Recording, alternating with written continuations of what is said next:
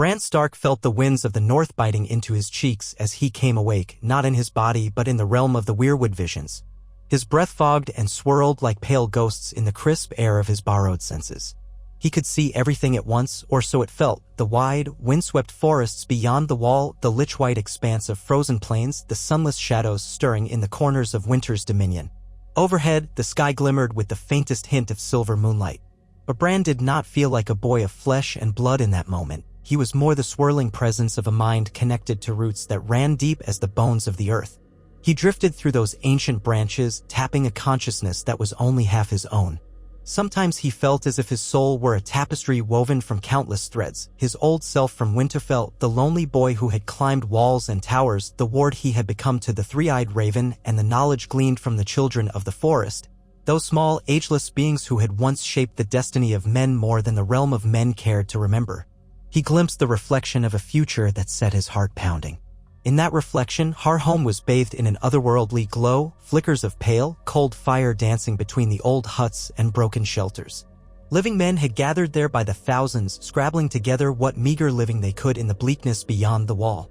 Bran saw a surge of unholy energies, a tide of undead. The White Walkers were moving like a silent storm toward that ragged settlement perched on the edge of the Shivering Sea. He knew Jon Snow was there, or would be soon, leading an expedition to rescue as many wildlings as would come south. But in this twisting vision, Bran could see it all unravel. He could see the slaughter, the terror, the shift from living to the icy hush of the dead. Yet behind that moment, like a new thread woven into the tapestry, another presence intruded. Green eyes blinked in the darkness, eyes not quite human, yet old, wise, and faintly sorrowful. Leaf, one of the children of the forest. She whispered to him in a voice that seemed to travel along the roots of the weirwoods themselves. Brandon Stark, she said, or perhaps that name was only how Bran interpreted the sound that moved through the wood's living memory. Your time has come sooner than you thought. You must mend the future, or all is lost. Bran felt himself pulled backward. The tapestry of visions frayed, bled. Voices overlapped. The hush of snow. The whisper of ancient magic. He woke in his own body with a sharp gasp, arms quivering from the jolt, his heart hammered against his ribs. Mira Reed was at his side in the small cavern they occupied deep beneath the forest canopy. She tilted her head, her messy brown hair framing worried eyes. "What did you see?" she asked gently. He wet his lips, the taste of dust and old stone on his tongue. He couldn't quite find the words right away. Beside him, in the gloom, Hodder slumbered fitfully, occasionally murmuring something that sounded like his name.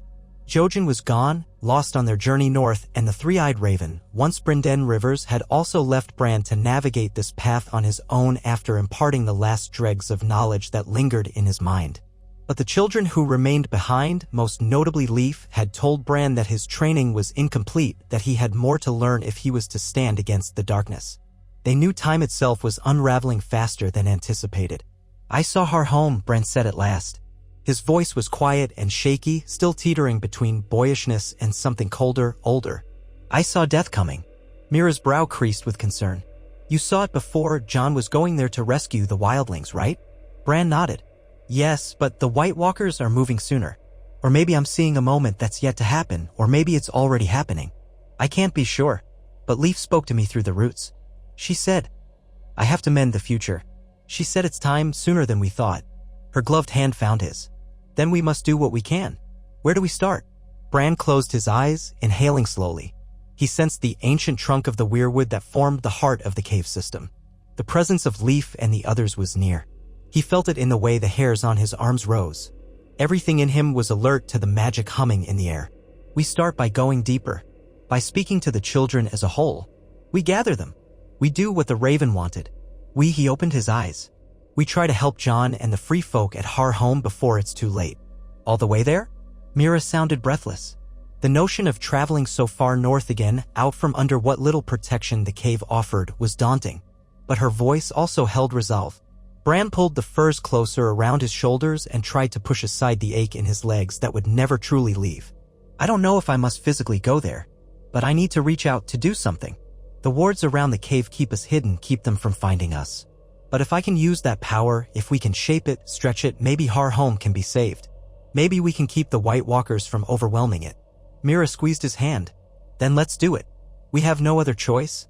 Bran felt her warmth, was comforted by the steadiness of her voice. He pushed himself upright and winced as the sensation returned to his stiff body. They had been traveling so long, living in cramped spaces, that at times he wondered if he'd lost a sense of how big the world truly was. The cave felt small now, but beyond the darkness, the entire north called. They set about gathering what little they possessed. Bran cradled the faint memories of lessons from the three-eyed raven, of green dreams, of harnessing the old powers locked in the land. They would need Leaf, need all the children together if they were to manipulate magic this immense. He could not even fathom it on his own. He only knew in his bones that the time was right and that if he lingered, the White Walkers would unleash carnage upon Harhome and Jon Snow's efforts would be in vain. When he and Mira found Leaf near the center of the cavern, the child was in silent communion with the weirwood roots. Her skin had the texture of delicate bark, her eyes luminous in the half-light cast by glowing green moss. She turned at their approach without any startled movement, as if she had known they would be there the instant they decided to come. "You have seen," Leaf said in her soft, haunting voice. "The White Walkers march on Harhome." Bran's breath caught in his throat. "How soon?" "Soon. They hunger for the living. They will not rest." Leaf tilted her head, eyes gleaming. "But you have a plan. You always do in your green dreams." Bran ran a hand through hair grown too long and tangled. I saw we could do something with the warding spells. The ones that protect this place from them. Could we expand it? Send it out in some kind of barrier? Even for a short time?" Leaf's gaze flicked across the web of roots that clung to the walls. "Our magic is old. It is linked to these trees, these stones. The warding cannot simply be stretched like cloth." But she paused, small features thoughtful. "With your gifts and a willing sacrifice from the children, we may be able to create a zone of protection around Harhome. It would weaken us. It would require a tether. You, Brandon Stark, are that tether. Our magic alone is not enough, but you are the living link to the world of men. You carry the burden of these spells in your blood." Mira's voice was tight. "What kind of sacrifice are we talking about?" Leaf closed her eyes. "It is not always a death, though that may happen. We will pour our energy into a living vessel and cast it across the land. If the blowback is too great, the vessel might perish or some of us might be undone in the process. But it is the only way." Bran swallowed a knot of fear. He was but a boy, forced into a destiny beyond anything he had asked for. Yet something about Leaf's calm acceptance soothed his panic. They were all players in a much greater dance. "Then show me," Bran whispered. "Tell me what to do." Leaf gave a slow nod. "We shall gather. The time is short."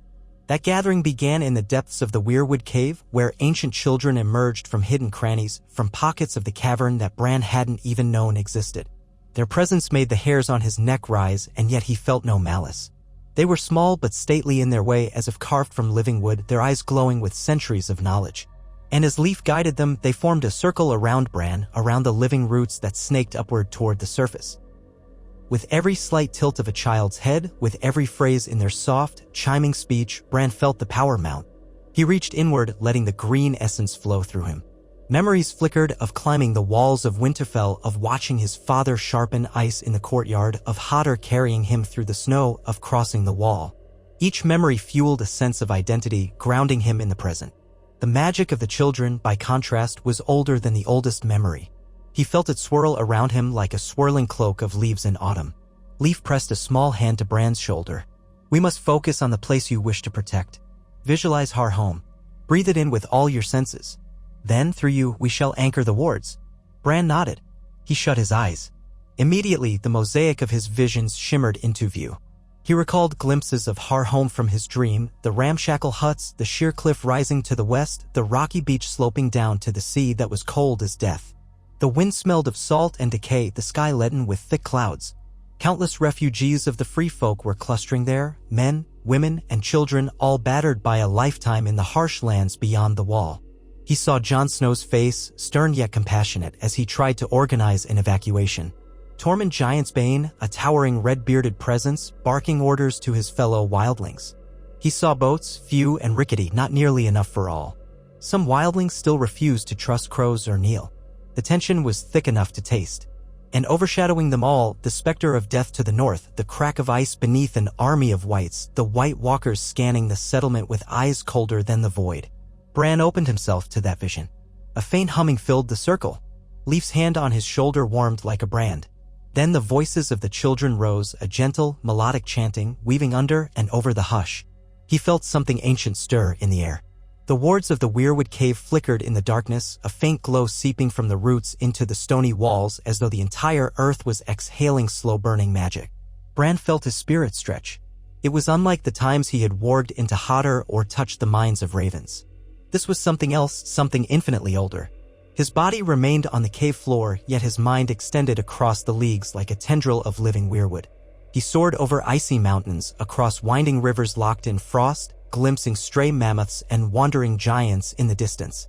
The landscape blurred in a swirl of white and gray until, with a lurch, Harhome appeared below him. He hovered there, intangible, a silent observer. The screams of gulls, the reek of rotting fish, the murmur of frightened families all pressed on him. The entire settlement stank of fear and desperation. In the distance, the undead horde gathered like a thunderhead, creeping inexorably closer. At the head of that silent legion, mounted on a dead horse with blank, glassy eyes, was a tall figure, pale, gaunt, beautiful in a terrible way. A White Walker, crowned with an icy crest, carrying a spear that shimmered with frozen runes. Bran's ghostly presence shuddered at the sight, but he did not break his connection. He remembered Leif's words, heard the chanting in the back of his mind, felt the rippling synergy as the children poured their essence through him. Focus, Leif's voice said, or was it inside his head? Circle Harhome in your mind. We will anchor the wards to those perimeters. Bran pictured the settlement from the rocky shoreline to the crude wooden walls that were half-toppled in places. He poured all his will into forming an invisible circle of protective magic around it. The chanting crescendoed, voices high and clear like wind singing in the branches. A shimmering barrier began to form around Harhome, ghostly at first, like pale green light, ephemeral as a passing breeze. But as Bran concentrated, that glow solidified. He felt a shock of white-hot pain streak from the base of his skull down his spine, as though 1,000 tiny needles pricked his nerves. He gasped, losing sight of Harhome for a moment. He heard Mira's voice from what felt like a vast distance. Bran. Bran, are you all right? He did not answer. Could not. The magic demanded full concentration. Searing pulses beat through his temples, the raw force of the wards reverberating. If he faltered, the barrier would fail, and the children's sacrifice would be for naught. Summoning every ounce of will, Bran pushed through the pain, willed the barrier to grow firmer, to surround Harhome in a protective dome. That glowing dome was invisible to human eyes, he suspected, but to the others he knew it would be felt. He hovered in that ghostly vantage point, staring out at the legion of whites. They marched like marionettes, faces slack, eyes vacant, bodies in various states of decay. Behind them, the White Walkers advanced in graceful silence. Then, abruptly, the lead White Walker stopped. It seemed to sense the new magic shimmering in the air. The creature's icy blue gaze met Bran's disembodied vantage with a malevolence so intense that Bran thought he might crumble. He felt the gaze slice through the ephemeral plane. The White Walker lifted its spear. The wind howled, and the whites crashed against the barrier. They recoiled like insects hitting a pane of glass, hissing in silent rage. The barrier flared with sudden brightness, forcing them back. Bran exhaled in relief, for the wards had held. Then the White Walkers pressed forward again, testing, searching for a weakness. He sensed their cold power colliding with the wards, felt the tension vibrate in his skull. The chanting from the children in the cave intensified, urging him to hold strong. He gritted his teeth, wishing he could do more than maintain that invisible wall. But it was enough, he told himself. If he could keep them out long enough for Jon and the free folk to flee, it might save thousands of lives. This was victory. Except the White Walkers had an ancient cunning that no mere horde of whites possessed. One by one, they circled the perimeter, prodding the wards with their spears, swirling arcs of freezing magic that battered at the edges. Each blow reverberated through Bran's mind like thunder. He tasted blood, realized that his nose was bleeding. Dimly, he sensed Mira pressing a cloth to his upper lip. He could not shift his focus to reassure her. Instead, he endured, clinging to the source of power that the children were channeling. At times, he felt the presence of Leif strongly, as though her spirit stood beside him in that ghostly vantage. He heard her gentle voice, overlaid with the chorus of many others. Courage, Brandon Stark. Our strength is yours. Bran felt a surge of gratefulness. Then, gathering all his concentration, he shouted through the connection, a silent demand that the wards push outward, away from Harhome, driving back the White Walkers entirely. The barrier flared a brilliant green. The whites reared back, limbs jerking in disarray as they were forced away from the outskirts of the settlement. The The White Walkers hissed, turning their eerie, inhuman faces toward the dome. But for the moment, they could not break it. He remained locked in that struggle for what felt like hours. Time was distorted in the weave of magic. He only knew that the Horde continued testing the barrier, that the White Walkers probed every angle, seeking a fault line. He felt the children's power beginning to fray at the edges. They were strong, but they were few, and this magic was immense. Without drawing on the great link of the Weirwood network, it would have been impossible. Even so, the very magnitude of it threatened to burn them out. Bran sensed Leaf's exhaustion, her breath ragged in the back of his mind. Others in the circle might already have collapsed. Somehow, in his ghostly vantage, he glimpsed movement inside Hardhome. The doors to the battered huts flung open. Jon Snow emerged onto the stony ground, drawn sword gleaming in the wan light. Next to him strode Tormund.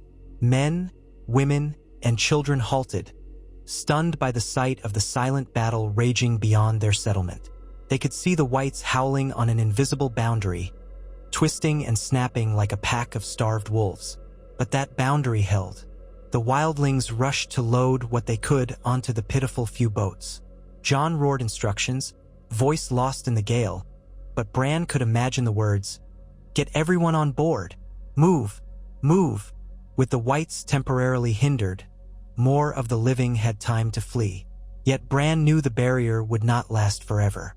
Already, cracks of strain lanced through his consciousness, forming spiderweb lines of pain in his mind. He felt the wards flicker. A surge of dread welled up in him.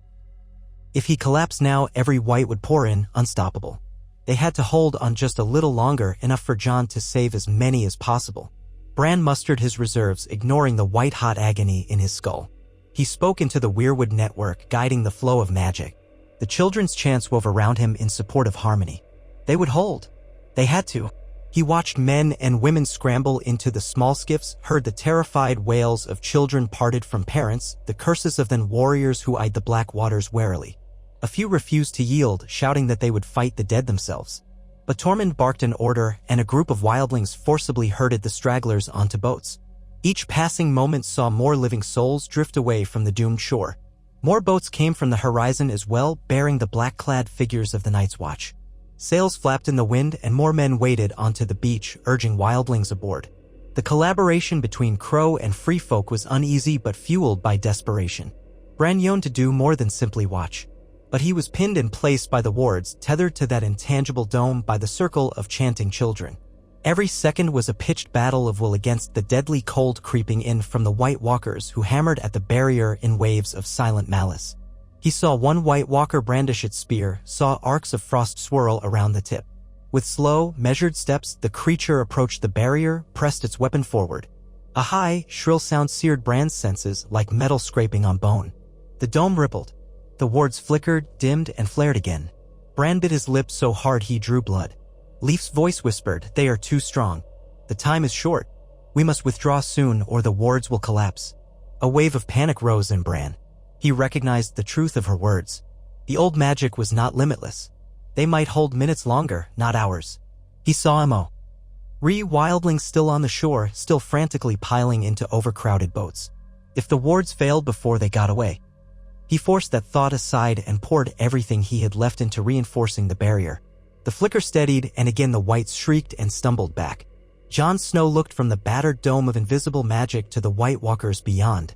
Even from a distance, Bran saw the wonder in his half-brother's gaze. For Jon had no idea what was saving them, only that some impossible force kept the dead at bay. Bran wished he could speak to him, if only for an instant.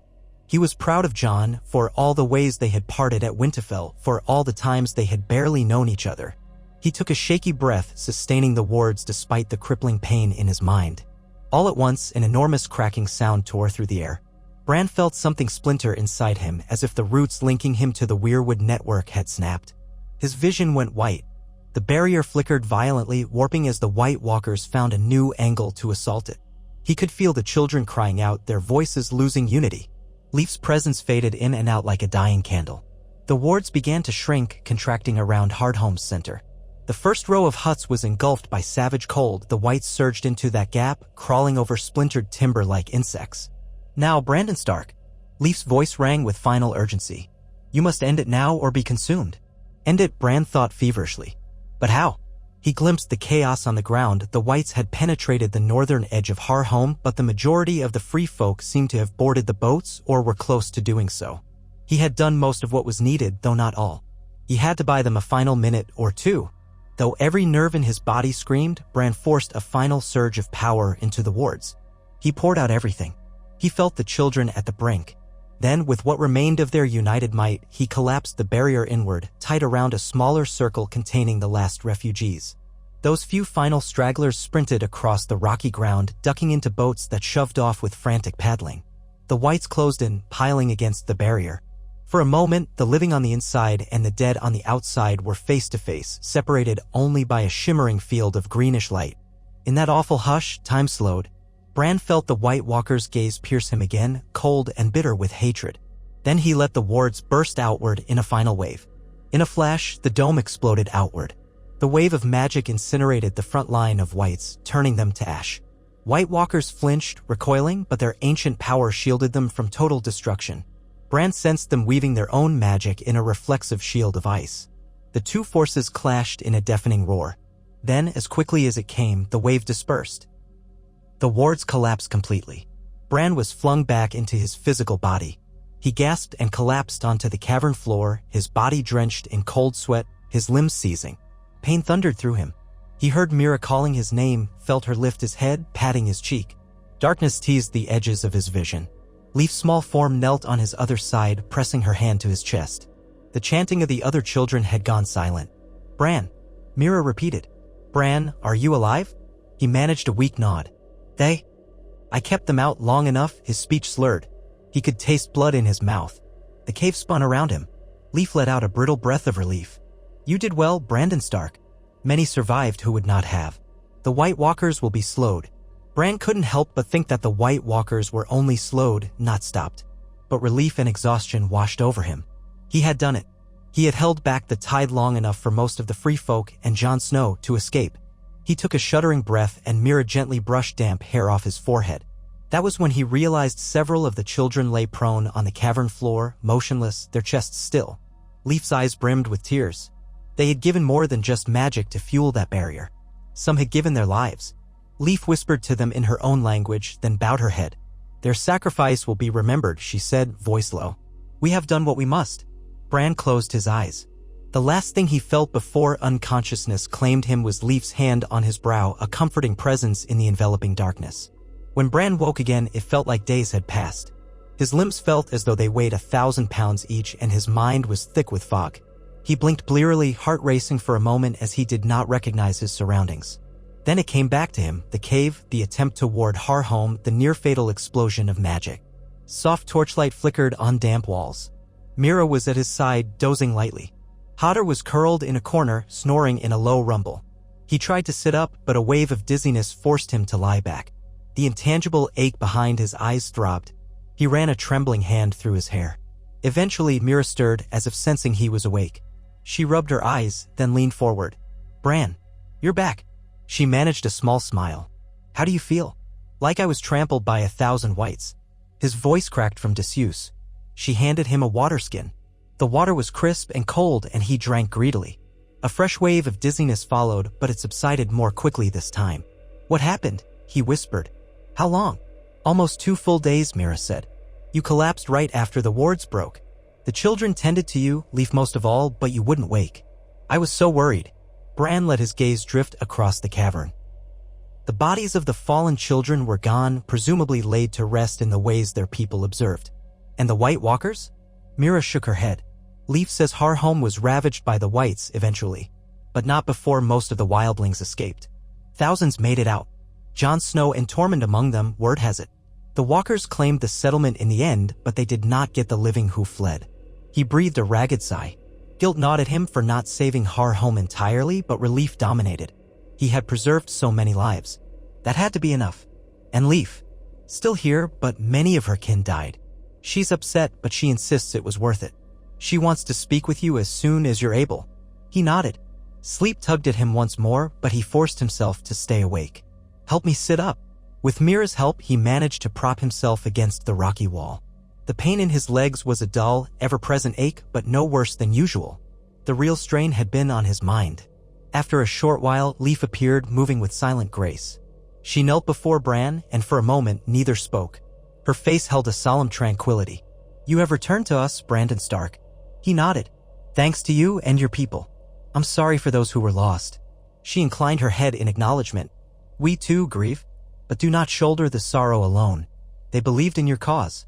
They died so the living might endure longer against the cold night." She placed a small, wooden carving in his hand. It resembled a leafless weirwood with a single raven perched in its branches. "This is a token of remembrance. May you carry their sacrifice with you." Bran blinked tears from his eyes. "Thank you." Leaf settled onto her haunches. "Tell me, Brandon Stark, what do you see next?" He hesitated, letting his eyes flick around the cavern. The wards that had once pulsed faintly against intrusion were now diminished, their strength spent. In time, they might recover, but for now, the White Walkers could possibly sense them if they ventured too close. "I think the threat to Har Home is done. The Walkers have it, or what's left of it, but the free folk have escaped. Jon Snow has thousands more in his debt. That changes everything for the realm. They'll have more men on the side of the living when the real war comes. But the war's not finished. The White Walkers are still out there, and they know we're out here, too." Leaf's eyes lingered on him. "The time for hiding may have passed. You have grown in power. There is more to learn, but we will not remain hidden forever from the Night King's gaze." Bran shivered at the mention of that name, the Night King, rumored to be the ancient leader of the White Walkers, the dark figure who commanded them as if they were but extensions of his will. In the glimpse of the tall White Walker he had seen at Har Home, he had felt something of that fearsome presence. "No," Bran murmured, "we won't. But at least we bought some time." Leaf dipped her head again. "Yes. Time enough, perhaps, for the living to prepare. For you, Brandon Stark, to become what you must." She drew in a slow breath. "Will you stay and continue your training, or do you mean to leave us soon?" He reached for Mira's hand, looked at her with a question in his eyes, then turned back to Leaf. "I know I need more training, but do I dare stay here if they can find us? The wards are weakened but not destroyed. We can repair them, if only partially. As for you, this is the only place that can teach you what you still lack. The threads of fate swirl around you." The three-eyed raven foresaw this. Bran felt an ache at the memory of the old man, half-trapped in a tangle of roots. "Then I'll stay," he decided. "For now. Until I learn enough to truly fight the White Walkers or to guide the realm to victory. Whichever it is that I'm meant to do." His voice trembled slightly, for the weight of that destiny was enormous. But Leaf simply nodded. "Very well. We shall guide you. But be warned, your power grows, and with it your presence in the Weirwood network. The White Walkers will sense you more easily if you reach out without care." He understood that it was no idle caution. "I'll be careful." Mira lowered her gaze, lips tight. "I'll help guard him. Whatever it takes." Leaf stood, her wooden garments rustling softly. "Then rest now, both of you. The days ahead will be long, and we have lost many of our number. Mourn them, but do not despair. You and they are joined in the struggle to come." With that, she departed, leaving Bran with Mira and Hodder in the dim glow of the cave. Exhaustion tugged at his eyelids, but he did not surrender yet. Instead, he laced his fingers together and tried to center himself. He pictured Har Home one last time, a ruined, battered, overrun by the dead. But in his mind, he also saw the many skiffs full of living souls heading south, away from that horror, heading toward a slim chance at survival. That chance was everything. Jon had them now, or at least had done his utmost to shepherd them.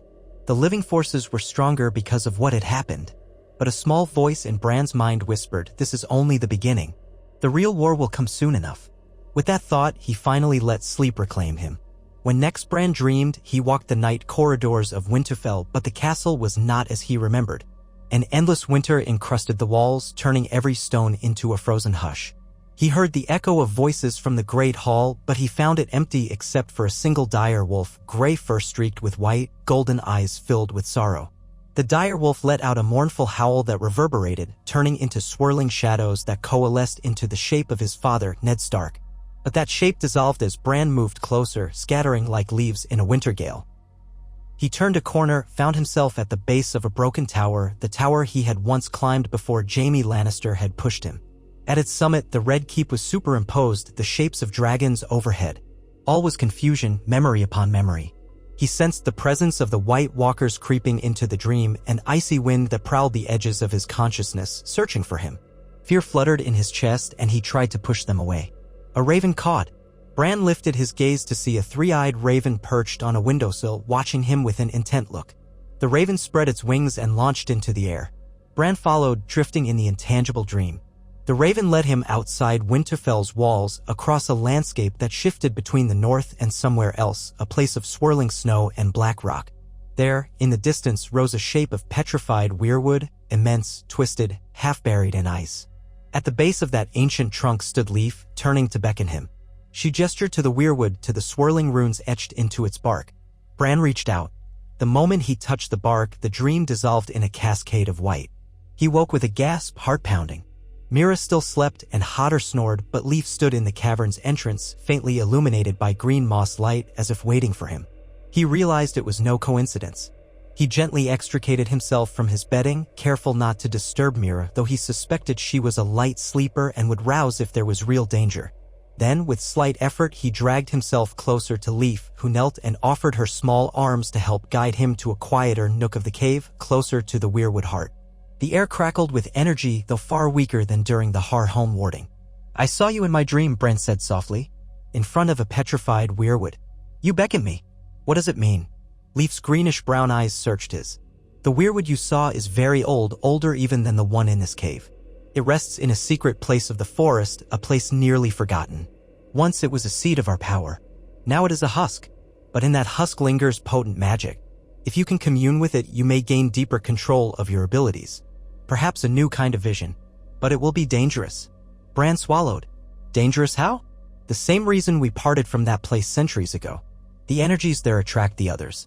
We cannot mask ourselves from them if we draw upon it. You would stand like a beacon in the snow." An eerie prickle ran down Bran's neck. "Then why risk it?" "Because the White Walkers grow stronger by the day," Leaf explained, her voice hushed with ancient regret. "We have delayed them at Har home, but they will not stop. The Night King hunts for his prize, whatever he seeks, be it the ruination of the living or something deeper in the magic of the lands. We must be ready. The wards alone are not enough. If you can unlock the power that old weirwood holds, you might find a way to truly counter him." Bran felt the weight of destiny settle once more. "How far is this place?" Leaf's lips quirked in a faint, sad smile. "Not far, if we travel by secret paths. But time is uncertain and the others may roam. You must decide quickly." He nodded, feeling both apprehension and determination. "Let's do it." They left within the day. The journey was not easy for Bran, whose legs did not function, but Hodder carried him with tireless devotion, big arms cradling Bran's slight frame. Mira walked beside them, spear in hand, always watchful for threats. Leaf led the way and two other children accompanied them, though they spoke little. Their faces were solemn, as though they knew the significance of this trek. They navigated a labyrinth of narrow passages that twisted beneath the roots of the forest, occasionally emerging into the open air under the canopy of tall pines and snow-laden branches. The cold bit at them, but Leaf's knowledge of hidden grottos and sheltered hollows kept them from the worst of the winds. When they moved above ground, they kept to the shadows, always mindful that the White Walkers might roam. Bran tried not to dwell on that possibility, but he felt the goose flesh on his arms at every snapping twig and moaning gust. Through all of this, Leaf guided them with uncanny precision, crossing frozen streams and winding around the bases of mountainous slopes. They traveled mostly at night, ironically enough, because Leaf insisted that was safer if they used no torches, letting their eyes adjust to the starlight. During the day, they holed up under rocky outcroppings or beneath snow-laden boughs that concealed them from above. The trek took days. Bran lost track of exactly how many. He drifted between exhaustion and a curious sense of heightened awareness, occasionally sinking into half-dreams where the whisper of the weirwood network pressed at the edges of his mind. Mira was stoic, forging onward even when her cheeks were reddened raw by the wind. Hodder rarely spoke beyond his single word, but Bran felt the man's comforting presence all the same. The two children who came with them were called Moss and Ember in the common tongue, each shy, seldom speaking beyond curt nods. Finally, one evening, they emerged from a tunnel that opened onto a hidden hollow in the forest.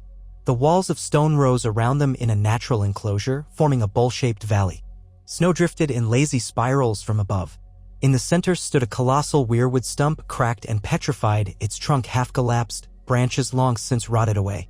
It looked more like a piece of ancient bone than a tree, grayish-white, shot through with black veins of petrification.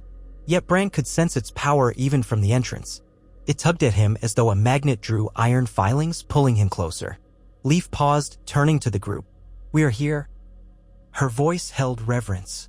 This place was once sacred. Now it is silent. But the echoes remain. Bran shivered. He could almost hear the echoes, low, resonant hums at the edge of his hearing. Hotter murmured, hotter. Quietly, as though uneasy, they approached the petrified trunk. Up close, Bran could see faint carvings around its circumference. Symbols worn by time, runes of the children, swirling shapes that might once have told the story of battles and pacts older than men's memory. A hush fell upon them. Even the wind seemed subdued. Leaf turned to Bran. Go on, touch the heart. The runes will know your blood. We shall stand guard. But be warned.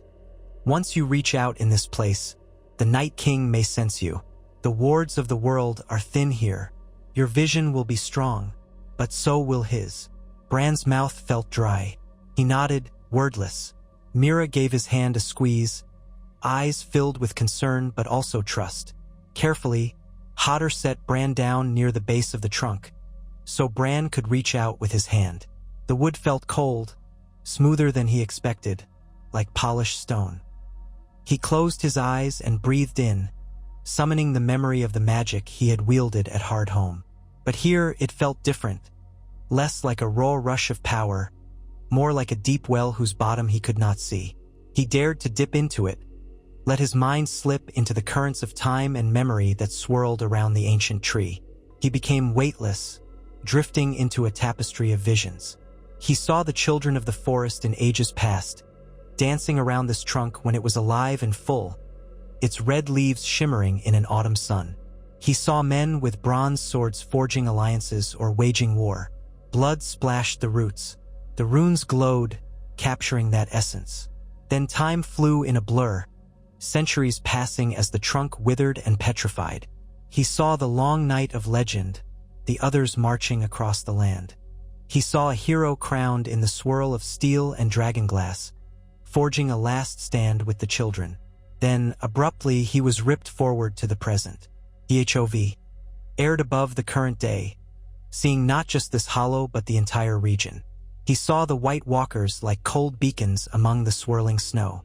They were scattered across the far north, some prowling near the remains of Hardhome, others venturing inland, raising new whites from frozen graves.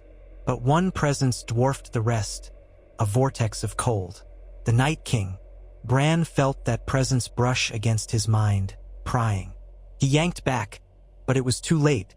He had already made contact. A whisper of dark recognition threaded through him.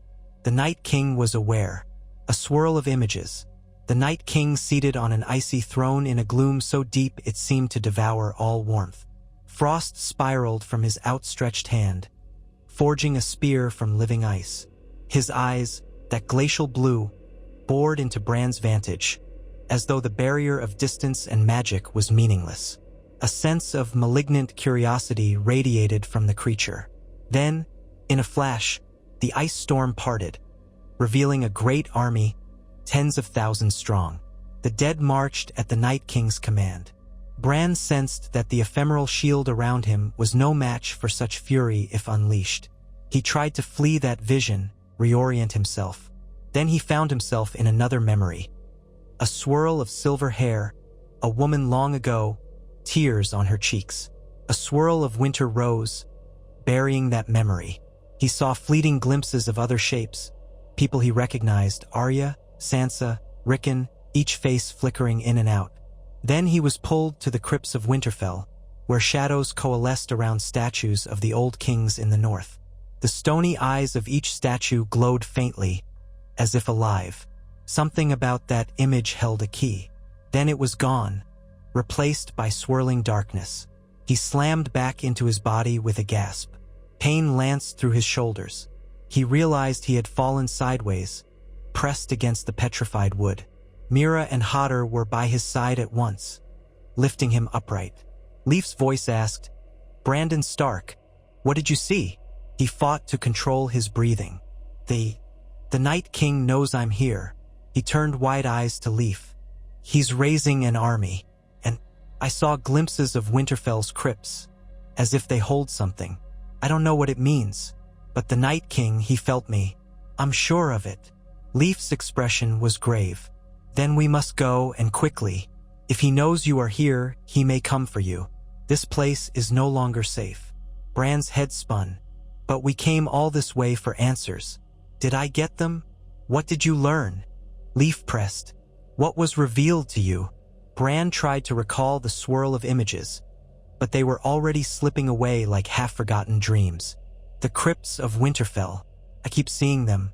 Something about the statues, and a power hidden there or a legacy. The Targaryens had their dragons, the children have their magic. But the Starks, I don't know. He shivered. All I know is it felt important. Leaf nodded slowly, her gaze flicking to the petrified trunk. Then perhaps you must return to Winterfell to find what you seek. Mira's eyes widened. Return? That's hundreds of miles south. And we don't know who holds Winterfell now. Last I heard, the Boltons, she trailed off, lips pressed tight with distaste. They all knew the rumors that Roose Bolton and his bastard son, Ramsay, had seized the castle in the chaos of war. Bran felt a surge of desperation. We can't let them stop us. If something in the crypts can help us defeat the White Walkers, I have to try. Leaf considered, her demeanor calm yet urgent. Then that is your path. But you cannot do it alone. We will guide you back through the hidden ways, some of them extend beyond the wall. But once we are close to Winterfell, we children cannot linger. We are bound to the deep forests, and the wards we keep cannot protect us there. Bran nodded, though his mind reeled. To return to Winterfell, the place where his father was once lord, where his own tragic journey began, it felt like an impossible dream. But the memory of that vision compelled him onward. And now that the Night King had sensed his presence, he feared that staying in the far north put Leaf and the remaining children in grave peril. All right, he agreed, voice trembling with adrenaline. We go. Leaf pressed her tiny hand to his. Then quickly. The others will not stand idle. She motioned to Moss and Ember, who nodded in unison. The small party wasted no time. Hodder scooped Bran up, and they left that hollow as stealthily as they had arrived, the petrified trunk looming behind them like a silent sentinel. Bran cast one last glance at it, wondering if he had missed something, some final clue in the runes. But there was no time. Already a bitter wind was rising. The swirl of snow had turned furious, as if the land itself resented their intrusion. Or perhaps it was the White Walkers summoning the storm. They pressed on, returning to a series of underground passages that Leaf swore would lead them closer to the wall's southern side, through caverns known only to her people. It was a long, winding route. At times, they had to trudge single file through damp tunnels that reeked of old earth and slick moss. At others, they emerged in valleys thick with pine and spruce, shadows lengthening in the moonlight. Bran dozed fitfully on Hodder's back, swirling in and out of half-dreams, but never quite letting himself slip fully into a green-seeing trance. He did not dare risk further contact with the Night King. One night, as they huddled in a low cavern to rest, Leaf and Mira hunched over a small, smokeless fire, discussing the path ahead. Bran listened quietly. The plan was to skirt the wall, using an ice cave that might lead under its foundations far from Castle Black or Eastwatch, but near some rumored breach. Leaf was certain that her forebears had once used it, though centuries had passed. Bran recalled Samwell Tarly once speaking of hidden passages in the wall's base, but that had been secondhand. The enormity of the wall itself seemed daunting, but Leaf's confidence gave him hope. They had come so far already, and the alternative, trying to pass through a castle gate held by men who might not understand or believe them, felt more dangerous. Still, Bran's heart yearned to know if Jon Snow was somewhere near the wall, or already beyond it. They had not the luxury to send a raven or attempt to find him. The realm was vast and time was short, so they pressed on day after weary day. The nights blended into each other. The further south they traveled, the less biting the wind, though it still carried the chill of winter's approach. For all the hardships, Leaf seemed resolute. Moss and Ember, stoic. Mira kept her vigilance, forever scanning the horizon, javelin at the ready. Hodder bore Bran without complaint, though the bigger man sometimes grumbled in a half-lost dialect. Bran tried to remain alert, to sense if the White Walkers were near. But no attacks came. The nights remained ominously quiet, as if the others were busy elsewhere or biding their time. Eventually, they found the cave Leaf had spoken of, a narrow fissure in a cliffside near the eastern reaches of the wall. Stalactites of ice dripped from the opening, forming jagged spears. It looked foreboding, but Leaf insisted it led beneath the wall's foundations, re-emerging south of that colossal barrier of stone and ice. Cautiously, they entered. The path inside was cramped, forcing them to step carefully around half-frozen pools of water. Drips echoed in the darkness. Leaf carried a single faintly glowing bit of moss to guide the way, but mostly they advanced by feeling the walls. Mira carried a hooded lantern with an oil wick turned low, just enough to keep them from stumbling into crevasses. As they descended deeper, the air became sharply cold, almost suffocating. Bran felt hotter tremble. For a moment, he worried that the big man would panic in these claustrophobic conditions, but Mira whispered soothing words. They continued on. Leaf paused frequently, pressing a hand to the icy walls as though sensing for danger. At one point, she halted abruptly. Her eyes narrowed and she signaled for silence. Bran's heart pounded. Then they heard it, a distant scraping or perhaps a shuffling movement beyond the ice. Moss and Ember exchanged worried glances. The tunnel was too narrow for a fight. They waited, breath held, until the noise ceased. Eventually, Leaf motioned them onward. The tension was palpable. If a White or White Walker lurked here, they had nowhere to run. But luck or the gods seemed to favor them this night, for no enemy emerged. Slowly, painstakingly, they pressed deeper until the cold relented somewhat and the ice receded. The tunnel twisted upward. After countless hours, they saw a faint glow of daylight filtering through a collapsed portion of stone. Leaf squinted at it, then beckoned them closer. They emerged, blinking in the pale morning sun, onto a small slope covered by pine needles and dusted with snow. Ahead of them, the forest stretched southward. Behind them, the wall soared, a dizzying mass of ice and stone. They were on the south side. Bran felt relief flood him, and Mira gave a shaky laugh, though the weight of fatigue pressed on them all. "We made it," Mira breathed, looking to Leaf. "Thank you." Leaf inclined her head, but her expression held a hint of sadness. "My journey with you must soon end. We cannot go too far from the old places, or our strength will fade." Bran nodded, expecting this. "We're grateful for everything you've done. How far will you come with us?" "Far enough to set you on a path to Winterfell. Then we must part. Our numbers are too few now to risk further. You will not be alone, though. The Weirwoods watch over you, and your own gifts grow stronger by the day." Bran swallowed, torn between gratitude and anxiety. "Thank you. I wish we didn't have to say goodbye, but I understand." Leaf placed a small hand on his shoulder. "We are always with you, Brandon Stark. Though unseen, the children remain in the roots of the world, in the green dreams. If ever you have dire need, call on us. We will answer if we can." Bran nodded, tears stinging his eyes. "I will." They continued south through thick woods, forging a path that avoided major roads. The land here was stark but more hospitable than the far north. They saw occasional signs of life, smoke rising from distant huts, footprints of hunters in the snow. But they kept away from strangers, uncertain who might be friend or foe. After a few days, Leaf paused at a certain clearing where the trees thinned. Beyond lay a dirt path winding toward a small settlement. According to the children, that settlement lay several leagues west of the King's Road. Winterfell was further south, a journey still of many days or a few weeks. "This is where we part," Leaf said softly. Moss and Ember stood behind her, each bowing their head to Bran, Mira, and Hodder in turn. Bran felt a lump in his throat. "Will we see you again?" Leaf smiled gently. "In your dreams, perhaps." She stepped forward, took Bran's hand in hers. "We have faith in you, Brandon Stark. Carry our hope with you. The White Walkers can be resisted. You proved that at Hardhome. Do not falter. Your path leads you to Winterfell. May your gods and ours grant you strength." She retreated, and the three children slipped back into the embrace of the forest, like phantoms made of leaves and bark. In moments, they were gone. Bran stared after them, feeling both loneliness and resolve. At last, Mira touched his arm. "Bran," she said gently, "we should go." He nodded.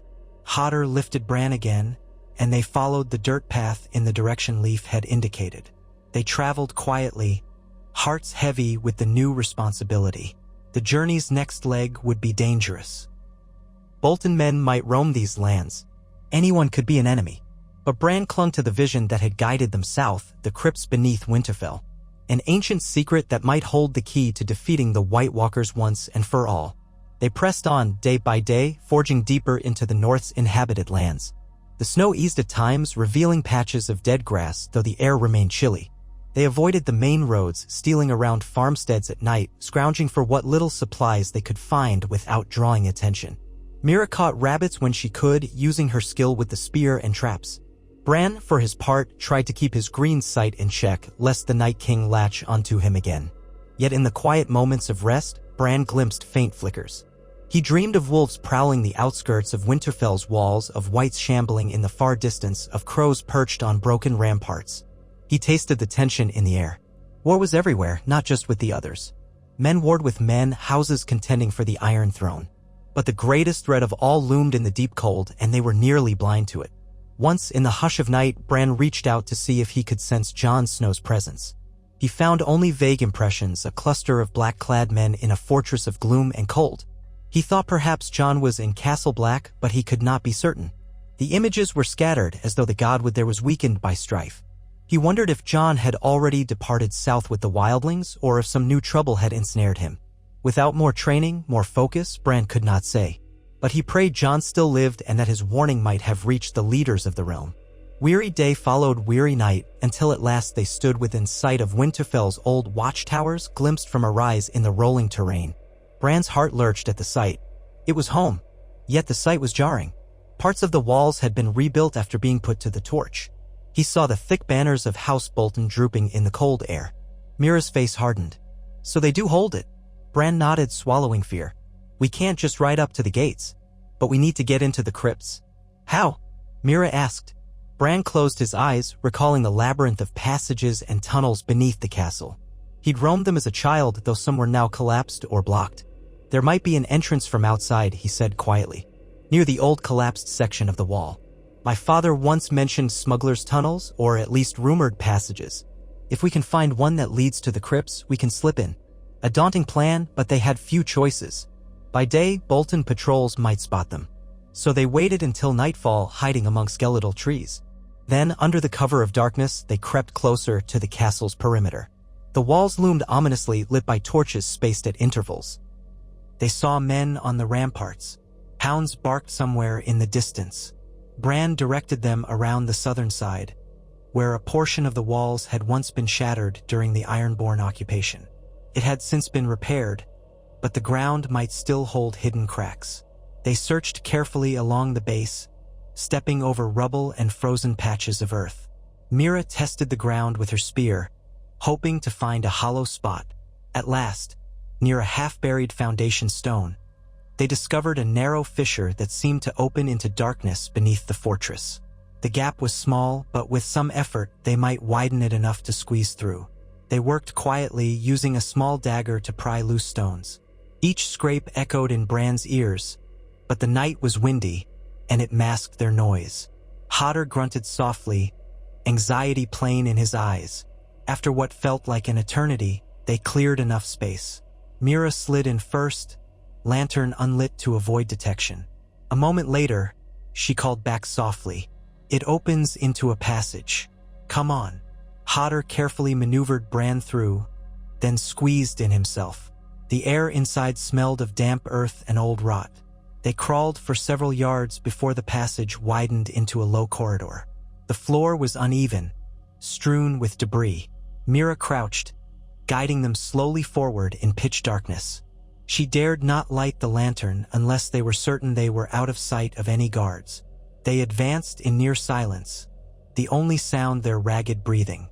At times, Hodder whimpered, but Bran patted his arm reassuringly. Step by step, they descended deeper into the bowels of Winterfell. Eventually, they heard the soft drip of water.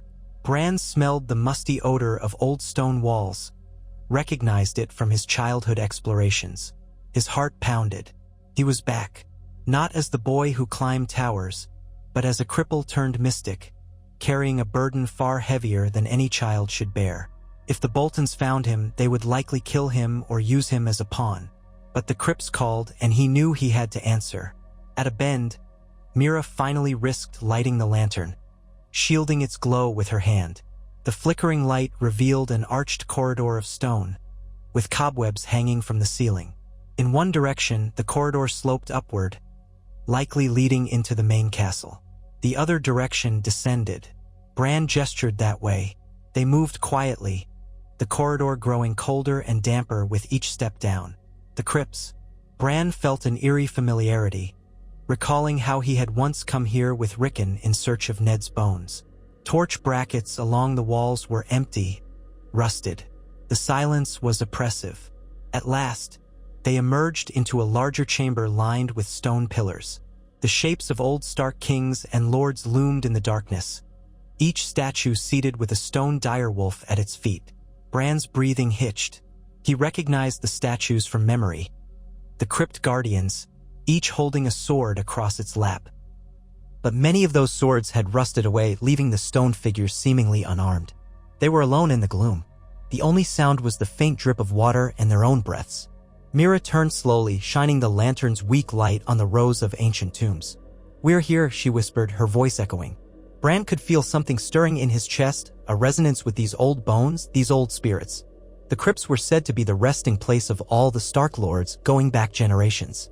Something in them might be tied to the old magic, to the secret of how to defeat the Night King. He closed his eyes, letting his mind drift. "I need to sense it," he said. "There's something here. Leaf said we might find an answer." Mira nodded and set the lantern on a ledge, turning it down to a faint glow. "We'll stand watch. Hodder, stay with Bran."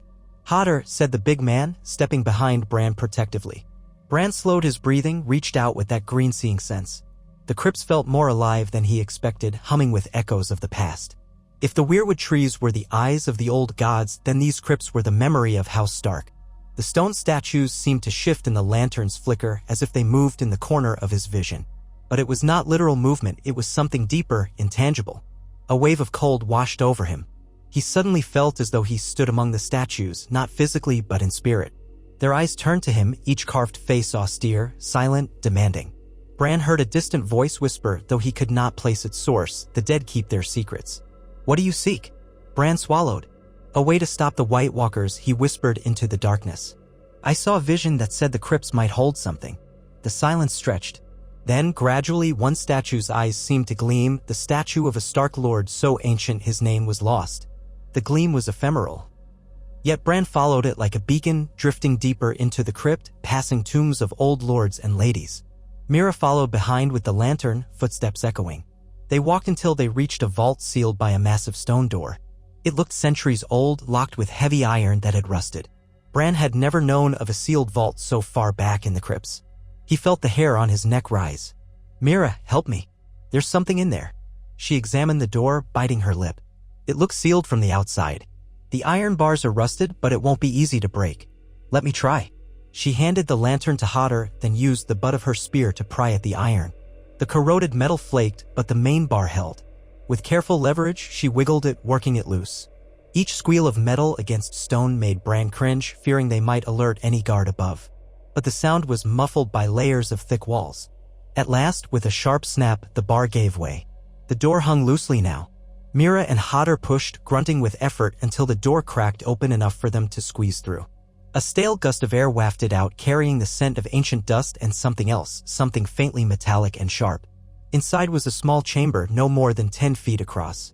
The lantern's light revealed no bodies or sarcophagi, just a circular space carved from the stone. In the center stood a pedestal, and upon it lay a long, narrow bundle wrapped in rotting cloth. Bran's heart pounded. He sensed magic around that bundle, old and faint but distinct. Carefully, Mira approached, spear at the ready. She used the tip to nudge aside the cloth. It fell away with a papery rustle, revealing a sword. Even in the dim lantern glow, it gleamed a dark metallic hue. Strange runes were etched along the blade's fuller, faint but visible. The hilt looked like dragabone or some black material with an old grip that had partially decayed. The sword exuded an aura of chill, yet not the same chill as the White Walkers. Bran exhaled in awe. "That's not like any sword I've seen. It's not Valyrian steel, is it?" Mira bent closer, eyes narrowed. "It might be, but Valyrian steel usually has a ripple pattern. This is different." She reached out, hesitated, then picked up the sword by its hilt. Her face registered surprise. "It's lighter than I thought, but it's definitely metal." She glanced at the runes. "I can't read them." Bran focused on the runes, a flicker of recognition stirring from his time with the children. He thought of the swirling shapes carved in the petrified weirwood. The runes were somewhat similar, perhaps a blend of old magic and some unknown forging technique. I saw symbols like these in the vision, he murmured. It might be a blade forged with spells from the children of the forest or something from the Age of Heroes. Maybe it can kill White Walkers like Dragonglass or Valyrian steel. Maybe even more potent. Mira's eyes shone. Then we have a weapon against them. Bran nodded, excitement warring with fear. If we can figure out how to use it. Is this the only thing here?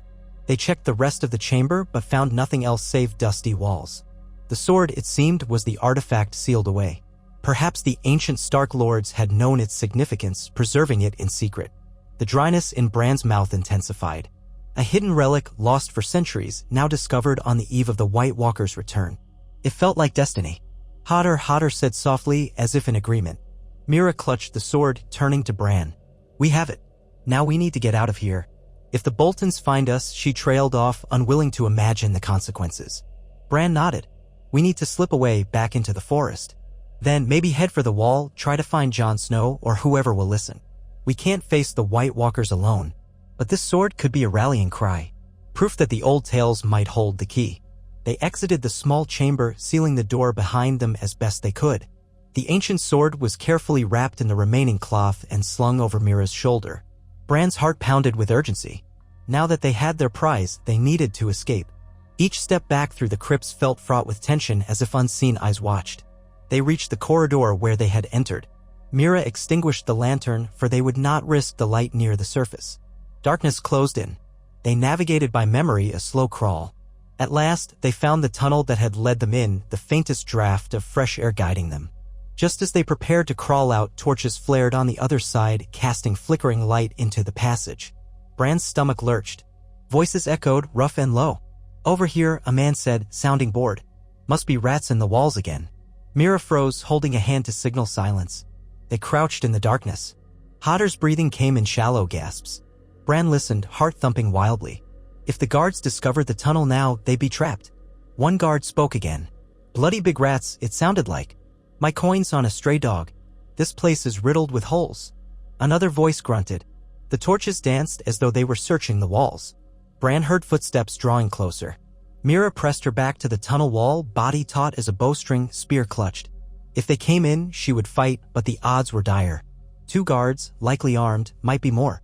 But then another voice called from somewhere above. You idiots done sniffing around down there? Get back to your post. The men muttered curses. Aye, we're coming. Nothing here but ghosts. They turned away, footsteps receding. The torchlight faded. Bran let out a trembling breath, relief flooding him. Mira waited a long moment to be sure they were gone. Then she gestured for Hodder to crawl forward with Bran. Inch by inch, they emerged from the tunnel's mouth into the outer corridor. The air smelled of old straw and mildew. The guards had left.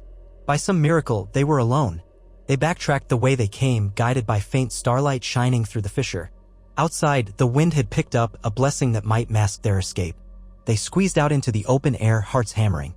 No alarm was raised. The castle's walls reared overhead, a few torches still visible on the battlements. But no sign they were spotted. In the distance, the dark forest beckoned.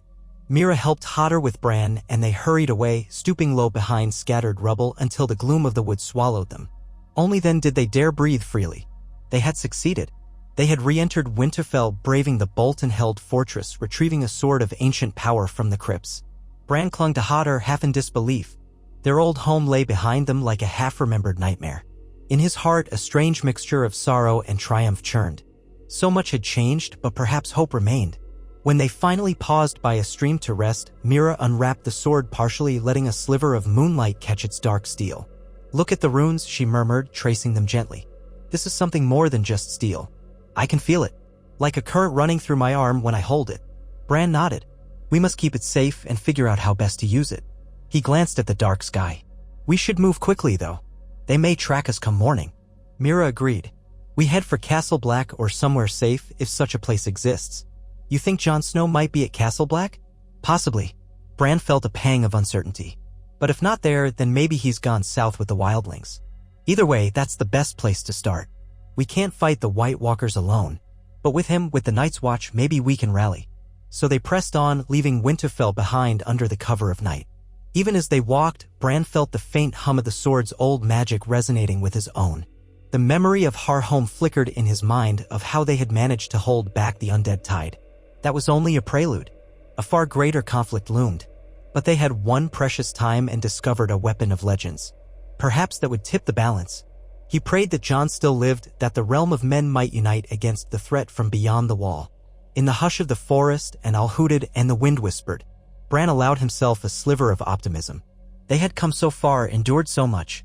The living had to prevail if only they could stand together.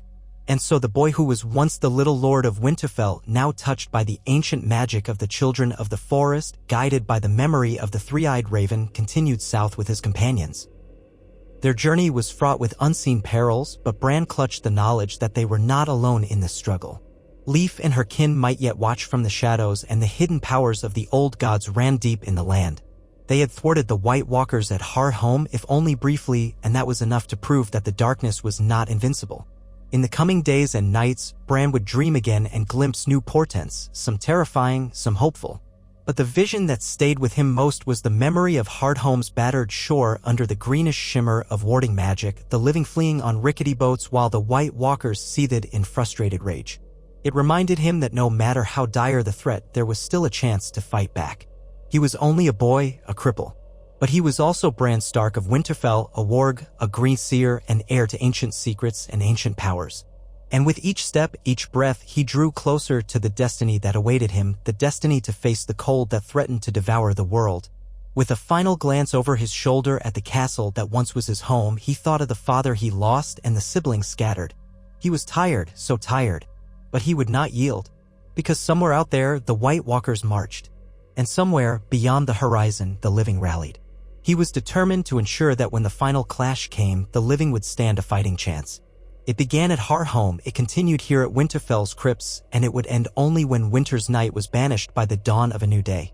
Until then, Bran Stark pressed on, carrying both the burdens and the hopes of an entire realm upon his young shoulders. They fled Winterfell beneath moonlight pale and thin as a blade. Clouds scudded across the sky, concealing and revealing the stars in turn, and every rustle of branches made Bran's heart leap. It felt as though the shadows of the old castle still clung to them, threatening to pull them back at any moment. But in truth, the Boltons knew nothing of their presence, and that was their single advantage. Meera pressed them onward, forging ahead through drifts of snow, pausing now and then to check that Hodder could manage Bran's weight over the uneven terrain. The big man trudged faithfully, his breath huffing in the cold, his single word, Hodder, sometimes breaking the hush. The ancient sword rested across Meera's back, swaddled in dark cloth. There was something uncanny about that sword. Bran felt its proximity like a faint hum at the back of his mind, as though it shared a resonance with his own blossoming gifts. He recalled the crypt door sealed away for centuries, the gloom inside, and the dusty runes etched along the blade's length. He had never heard tell of such a weapon in any of Old Nan's stories, but then again, many secrets of House Stark slumbered with the dead. They pressed on through copses of pine, across shallow streams that reflected the winking stars. A biting wind hissed through the needles overhead. Bran and Meera did not speak often, but Bran could sense the urgency in every step. They could not tarry anywhere close to Winterfell's walls, lest Ramsay Bolton send search parties or hounds. So they walked and walked until dawn's light began to stain the horizon in pearly grays. Weary, half-frozen, they chose a small hollow nestled between rocky outcrops to conceal themselves for the day. Meera used her cloak to hide the sword, then set about gathering dead wood for a small, smokeless fire. Hodder settled Bran down near a boulder, and Bran leaned back, exhaustion tugging at his eyelids. He recalled the crypts, the cold hush, and the moment he had reached out his senses to those rows of stone Starks. Something in that deep darkness had answered. He wondered if the sword was its final gift, an ancient relic meant to aid House Stark in its hour of greatest need. The thought almost made him smile through his fatigue. Could it be that across the centuries, the old Starks had foreseen a war with the White Walkers once again? Perhaps so. Meera crouched nearby, working flint and steel to coax a tiny flame. Her hair hung loose, damp with melted snow, and her eyes reflected the flicker of sparks.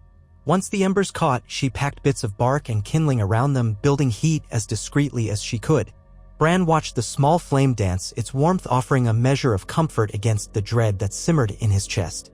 Hodder sat behind Bran, large hands folded over his knees, occasionally muttering his name. If he felt the tension, he said nothing of it. Bran was grateful for that endless steadiness. When the small fire finally burned bright enough to chase some chill away, Meera unwrapped a bit of dried meat from her satchel. Their supplies were meager, scavenged from the outskirts of Winterfell and the rations they had left the cave with. She offered Bran a piece. He gnawed it, wincing at how hard it felt between his teeth. At least it quelled the emptiness in his belly. Mira took a bite herself, then let her gaze wander over the small clearing they called camp for the day. High above, the sky showed only a pale morning face splotched with ragged clouds. "We can rest here for a few hours," she murmured, "then travel again once the sun's higher. We want to keep moving." The Boltons might send hunters, especially if they noticed that vault door in the crypts was tampered with. Bran nodded. "I wish we could have sealed it properly. But there was no time. I doubt they'll find it quickly." She paused, chewing thoughtfully. "Still, best not to linger." He lowered his gaze. "No, not with what we carry." Silence stretched. Bran ran a hand through his tangled hair, thinking of the distance yet to travel. Castle Black lay far to the north, though not as far as the cave beneath the weirwood, and certainly not as far as the eastern mountains. But between their position and the wall, the winter roads would be treacherous. The gift might be patrolled by Night's Watch rangers or else roamed by desperate peasants displaced by war. He tried to imagine how they'd slip through. Maybe they could avoid major settlements and keep to the hidden paths Leaf had shown them. But Leaf was gone now, leaving them to rely on their own wits. Thoughts of Leaf and the children of the forest filled Bran with a pang of longing. He wondered if, even now, somewhere in the deeper shadows, they watched. Perhaps they did. The old powers seldom revealed themselves, but they were never truly absent. He prayed silently for their protection, for he felt more vulnerable in these open lands than he ever had in the cave. Exhaustion finally claimed him, pulling him into a light doze. His dreams were fractured, fleeting images. Hardhome's bleak shore, a swirl of glowing wards, Jon Snow's face set with grim determination, and the Night King's eyes like shards of ice. He stirred awake with a start, realizing dusk had come. Mira was already up, stamping out the last coals of the tiny fire. Hodder still dozed, curled awkwardly. The crisp air stung Bran's cheeks as he shifted position. Mira knelt beside him. "You were talking in your sleep," she said gently. He rubbed his eyes. "What did I say?" It sounded like, "The dawn will come too late," over and over, until you quieted. A chill trickled down Bran's spine. "I don't remember." The phrase stirred a knot of dread, as if his subconscious had spoken some dire prophecy. But he had no clarity on it now. He sighed and gestured for Hodder, who stirred at his name. "Time to move," Bran said, forcing a note of resolve into his voice. Hodder carried him again, and they set out into the deepening twilight, the forest stretching its spindly arms around them. The next few days blurred into a pattern of night travel and cautious, hidden camps. They skirted along small ravines and over frost-crusted hills. Sometimes they heard the distant bay of hounds, and each time, Mira's eyes went sharp as she guided them to thick underbrush or behind rocky outcrops. Perhaps it was only the wind echoing, but in the north, it never paid to take chances. One evening, just before dawn, they came upon a half-burned village. Rows of collapsed huts, blackened beams, and scattered ash told a story of recent violence. Mira's eyes hardened as they picked their way through the ruin, seeking any sign of life or leftover provisions. But all they found were a few rusted tools and the frozen remains of a donkey. The stench of old smoke lingered, making Bran's eyes water. He saw lumps in the distance that might have been corpses. Mira steered them away. Whoever had done this, it was likely men. The Boltons had a long reach, or perhaps bandits had scoured the land. Either way, the cruelty felt pointless. They managed to find a half-collapsed barn that still had some rafters overhead. Mira pushed aside debris, revealing a small corner that offered shelter from the night wind. Bran slumped against a charred post, while Hodder and Mira gathered what broken boards they could to create a barricade at the barn's entrance. It would not stop a determined attacker, but it might slow one enough for them to wake and flee. When they settled, Mira hesitated, then unwrapped the cloth that concealed the sword. The dark steel glinted in the faint moonlight. Even with the ashes and charred beams around them, the blade seemed to shimmer with an otherworldly sheen. Bran reached out, letting his fingertips hover near the runes etched into the metal. He could feel a tingling, like static, though he knew not what static was beyond the sense of invisible energy. It reminded him of the moment he had touched the petrified weirwood in that forgotten hollow. "Look," Mira said softly, tracing the runes. They almost look alive the way they catch the moon. Bran studied them closely. The symbols curled and looped in a pattern reminiscent of the children's language, but some sections looked like Valyrian glyphs. Old magic. A forging technique perhaps lost to time. Do you think it's dangerous to keep it unwrapped? He asked. What if it draws them? Mira frowned.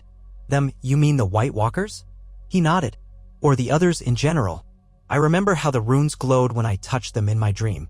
And the Night King sensed me before when I used my powers too boldly. He shuddered. I don't want to lead him right to us. Mira swallowed, gazing at the sword. We'll keep it hidden then. But we needed to check it for damage. I think it's safe enough for now. Gently, she wrapped it back up. Bran let out a slow breath. Perhaps it was only his imagination, but it felt as though a hush settled over the barn once the blade was concealed again. Sleep came fitfully, haunted by half-formed nightmares of the Night King brandishing a spear of ice. Bran dreamt of the White Walkers again, their ranks advancing over Winterfell. DS. He saw them from above as though he soared with the ravens. In the dream, the Whites were countless, an army of shriveled faces and hollow eyes, marching to the silent tune of a frozen apocalypse. Then a swirl of green, the faint outline of Leaf or another child, tried to shield him. The dream shattered, leaving him awake in the burnt barn, drenched in sweat despite the cold. He heard Hodder's soft snores and Mira's steady breathing. They still had hours of darkness to travel, but Bran did not immediately wake them. Instead, he lay there, letting his breath come slowly, trying to still the thunder of his heart. He realized that each dream of the others had grown more vivid since Harhome, as though the confrontation there had locked them onto his spirit. He wondered if they peered through the darkness right now, searching for him. Was it only a matter of time before they found him again? He squeezed his eyes shut, focusing on happier memories, climbing the walls of Winterfell, racing Rickon through the courtyard, laughing as Arya pelted him with snowballs.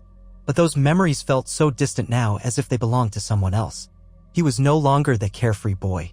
He was crippled, a greenseer in training, weighed by the fates of thousands. A slow tear slid down his cheek, and he brushed it away. Self-pity would do him no good. The realm was in danger, and he had to do his part. Eventually, he roused Mira. They doused any sign of their presence and slipped away from the ruined village just as a faint orange glow limned the eastern sky. Soon, the routine repeated, hide by day, move by night, always creeping closer to the wall. The land changed as they traveled north. The trees grew sparser, the slopes rockier, the air sharper. They encountered more signs of war's passage, fields stripped of livestock, burned homesteads, footprints in the snow that suggested armed men had passed recently. Once they heard the thunder of hooves in the distance and quickly dove behind a dense patch of brush, hearts pounding. Through the leafless branches, they glimpsed a mounted patrol of men wearing patchwork armor. Bandits? Sellswords? They carried torches and cursed loudly, speaking of traitors and bounties. Bran prayed they would not think to search the brush. Hodder trembled a little, but Mira pressed a calming hand against his shoulder. The riders soon galloped off, oblivious. Once the echoes of hoofbeats faded, they continued on their way, quieter than ever. One night, they found a shallow cave in a cliff wall, half concealed by a scraggly pine. The inside smelled faintly of bear, but no occupant remained. They used it for shelter. As Mira scouted a narrow path to a nearby stream, Bran took a moment to examine the sword again. He could not resist. Something in it called to him, humming just beyond his conscious thought.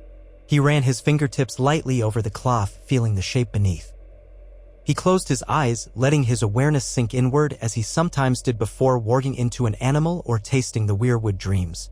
A faint image flashed behind his eyelids, the shadow of a tall figure forging steel under moonlight, swirling runes etched by an inhuman hand. He caught a glimpse of swirling flames, then a sudden turn to darkness. Startled, he pulled away with a shuddering breath. Hodder's low murmur broke the hush. Hodder. Bran opened his eyes. It's all right? But his voice trembled. He realized he was not quite ready to delve deeper into the sword's history, not unassisted. The memory of that forging was too raw, too ancient, as if the blade itself carried a ghost. Carefully, he rewrapped it just as Mira ducked back into the cave with a small goatskin of water. She looked at him curiously but did not pry. They drank, gnawed on dried strips of venison, then curled up to rest before dawn. Bran's sleep was restless. He dreamt of the old cave again, the circle of the children chanting, the wards shimmering, the White Walkers shrieking as they pressed against the barrier. He remembered the cost. Several of the children had died so that Harhome might be spared that night. He wondered how many thousands had escaped to the south thanks to that effort. Would those thousands now join Jon Snow in defense of the realm, or would they scatter, leaving the realm as divided as ever? When morning came and the sun's rays slanted into the cave mouth, they decided to steal a few more hours of sleep before setting out again. The nights would only grow longer and colder as winter's hold strengthened. At midday, Mira gently shook Bran awake. "Listen," she whispered. He heard it, a distant howling. Not wolves, these howls had a deeper, throbbing quality, echoing off the hills. A second voice took up the cry. Then a third. Hodder stirred nervously. Mira tensed, spear in hand. "They're not too close," she said, "but they're moving." "Dire wolves?" Bran asked, barely daring to hope. He had not heard the call of dire wolves since he left Winterfell the first time. Summer was gone, lost when the Whites attacked the cave of the Three-Eyed Raven. The memory cut like a knife. Mira shook her head. "Could be a normal pack, but they sound bigger than average. If they're hungry, they might track us." Bran's heart gave a twist. Wolves were rarely a threat to travelers unless truly starved, but winter was known to bring out desperation in beast and man alike. He swallowed, scanning the hillside outside their cave. He saw only the pale glare of snow, the jagged silhouette of pines. "Let's be ready to move," he said quietly. They waited tensely for some sign that the wolves were coming closer, but the howls drifted off like echoes snuffed by distance. When evening fell, they moved on, slipping carefully from the cliffside. The wind scoured the slopes, cutting right through their worn furs. Bran's teeth chattered, but he clenched his jaw to stop them. At times, Mira whispered encouragement to both him and Hodder, urging them to keep going. Hodder responded to her gentle words, seeming calmer. Bran was grateful for her presence, her unwavering sense of duty. They had lost so much: Jojen, the Three-Eyed Raven, even Leaf and the others in the far north, but Mira remained. At last, after endless trudging, they glimpsed a ribbon of smoke in the distance, a sign of civilization. Bran's first instinct was to avoid it, but Mira reminded him that they needed more food. Their stores were dwindling, and he had lost count of how many nights had passed since they last saw a scrap of fresh meat. A small settlement might offer an opportunity for stealthy resupply if it was safe. That was a big if. But hunger gnawed at them. They made a cautious approach in the pre-dawn gloom, scouting from a stand of birches. The settlement turned out to be a tiny hamlet, perhaps a dozen huts arranged around a central well. No walls or fortifications, just a few wooden fences hammered together from old logs. Bran spotted one barn-like structure with a wisp of smoke from its roof and a pair of cows penned nearby, steam billowing from their nostrils in the cold. A single figure trudged between huts, bundled in furs, carrying a lantern. A guard of sorts? Or just a villager up before dawn? Mira studied the place carefully. "Not many people," she murmured. "Seems they're just scraping by." "Then they may have little to spare," Bran said, frowning. "But necessity pressed them. We might try to trade something if we can do it quietly. Or even, well, we might have to steal." Mira grimaced at the thought. "We'll see what we find." They waited until the figure with the lantern disappeared into a hut, then slipped closer. Hodder set Bran down against a fence while Mira scouted along the side of the barn. Bran felt exposed, but the shadow of the fence and the darkness of early dawn cloaked him well enough, he hoped. The biting air made his cheeks burn, but he forced himself to remain alert. If a dog started barking or that villager re-emerged, they'd have mere moments to flee. A few heartbeats later, Mira returned with a small smile. "There's a supply shack behind the barn. It's locked, but I might be able to pry it open. There's not much noise, they'll likely still be asleep." "Do it quickly," Bran urged, scanning the huts. Mira motioned for Hodder and Bran to stay put, then glided around the corner. The minutes that followed felt like hours. Bran stilled his breathing, straining to hear any sign of alarm. Every rustle of wind in the nearby pines made him jump. At last, Mira returned carrying a small burlap sack. "A bit of barley, some old carrots, and dried beans," she whispered. "No meat, though. We'll have to make do." Bran's shoulders sagged in relief. Better than nothing. They eased back out of the hamlet's perimeter. Just when Bran thought they were safely away, a dog began to bark somewhere behind them. Short, sharp yelps. Bran's pulse raced. They hastened into the trees, Hodder lifting Bran in his arms as they scrambled over snowdrifts. The barking continued a moment longer, joined by distant voices. Whether they'd been truly spotted or merely spooked the dog, Bran could not say, but there was no point in waiting to find out. They fled until the hamlet was but a dim glow behind them. As dawn broke, they found a thin grove of evergreens and huddled amid the roots of an ancient pine. Mira divided the stolen food among them. The barley would require boiling, but for now they gnawed the tough carrots, which were wrinkled from storage but still edible. Bran tasted the earthy sweetness of it, mindful that any nourishment was precious. Hodder crunched his portion loudly, looking content enough. They survived like this for days that stretched into weeks, never lingering too long in one place, gleaning what they could from the land or from unwary settlements.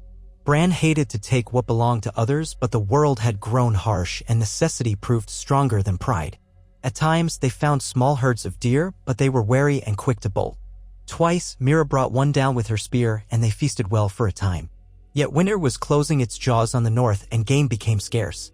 The ground hardened to stone, streams froze thick, and storms blew in with little warning.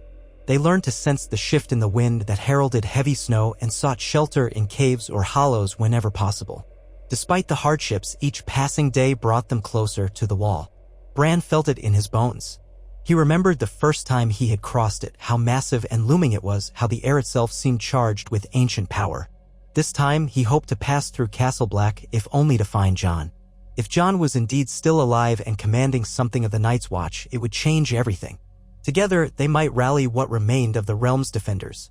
The White Walkers had not come south in full force yet, but Hardhome was only the first sign of the storm to come. Perhaps the presence of so many rescued wildlings would have altered the Watch's stance.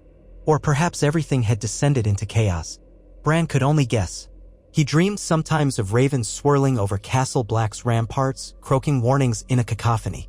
In those dreams, he saw glimpses of Samwell Tarly in old black rags, counting books in a library, or of Jon in a hall lit by torches, face etched with sorrow. It was hard to tell if these visions were real or mere fragments of his hopes. He knew better than to read certainty into every dream.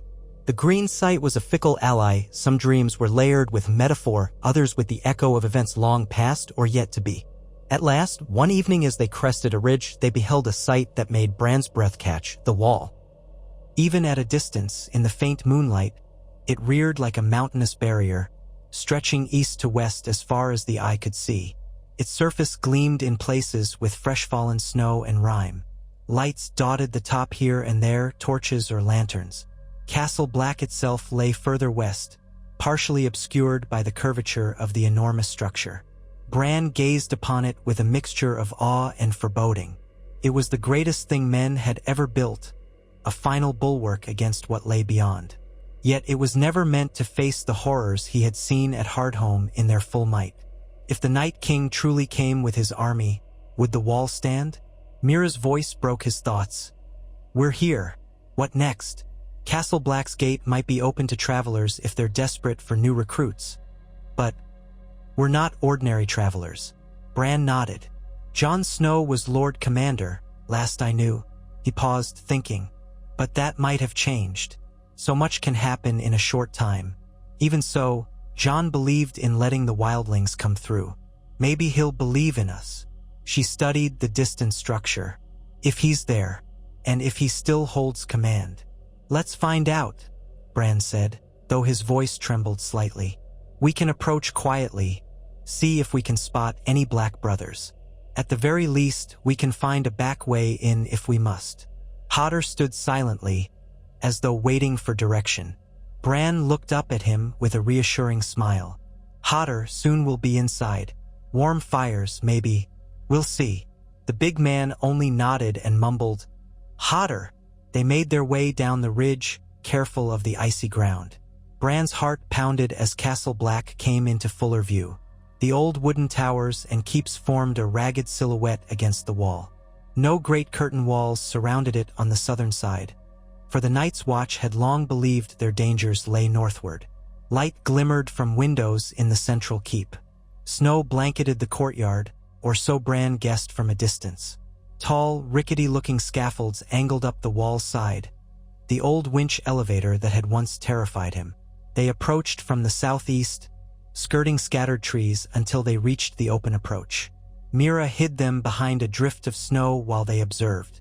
Two men in black cloaks stood by the main gate, each holding a torch that sputtered in the wind. Bran felt relief.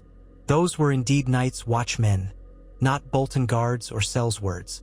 But that did not guarantee safety.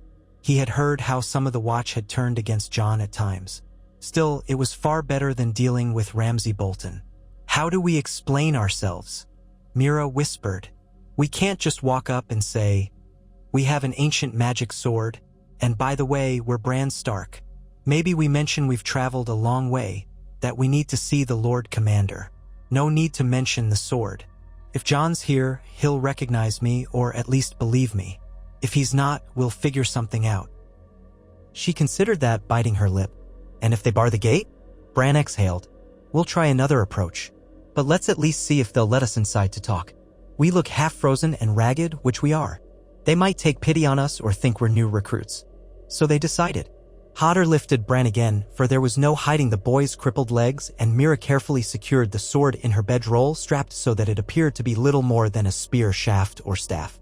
Then, taking a breath to steady themselves, they trudged across the open space toward the gate. The torches bobbed as the sentries noticed them, and one barked, "Halt! Who goes?" Bran steeled himself. "Travelers from the north," he called, his voice echoing faintly. "We seek shelter, maybe news of the Lord Commander." The men exchanged a look. Up close, Bran could see they were both youngish, with the worn, wary expressions common to the Watch. One had a patchy beard, the other's face was splotched with old scars. They lowered their torches slightly but did not yield the gate. "Lord Commander's business ain't for wanderers," said the bearded one. "State your names." I'm Bran. This is Mira, Reed, and Hodder." He felt that was at least somewhat honest. "We came from beyond the wall." That made their eyes widen. "Beyond the wall?" the scarred one repeated. "How in seven hells did you pass the gate?" "It's a long story. We've traveled far," Mira put in. "Please, let us see him. If Jon Snow is still here, he'll vouch for us." The bearded man snorted. "You're months behind the news. Jon Snow, he's no longer Lord Commander." He glanced warily at the big figure of Hodder. "But we can take you inside, find out what you're about. Any funny business will show you the sharp side of steel." "Understood." Bran's stomach dropped at the mention that Jon was no longer Lord Commander. But at least they were not turning him away outright. "Understood," he managed. The men conferred in low voices, then one banged on the gate. Slowly it creaked open, revealing the yard beyond. The watchers beckoned them inside.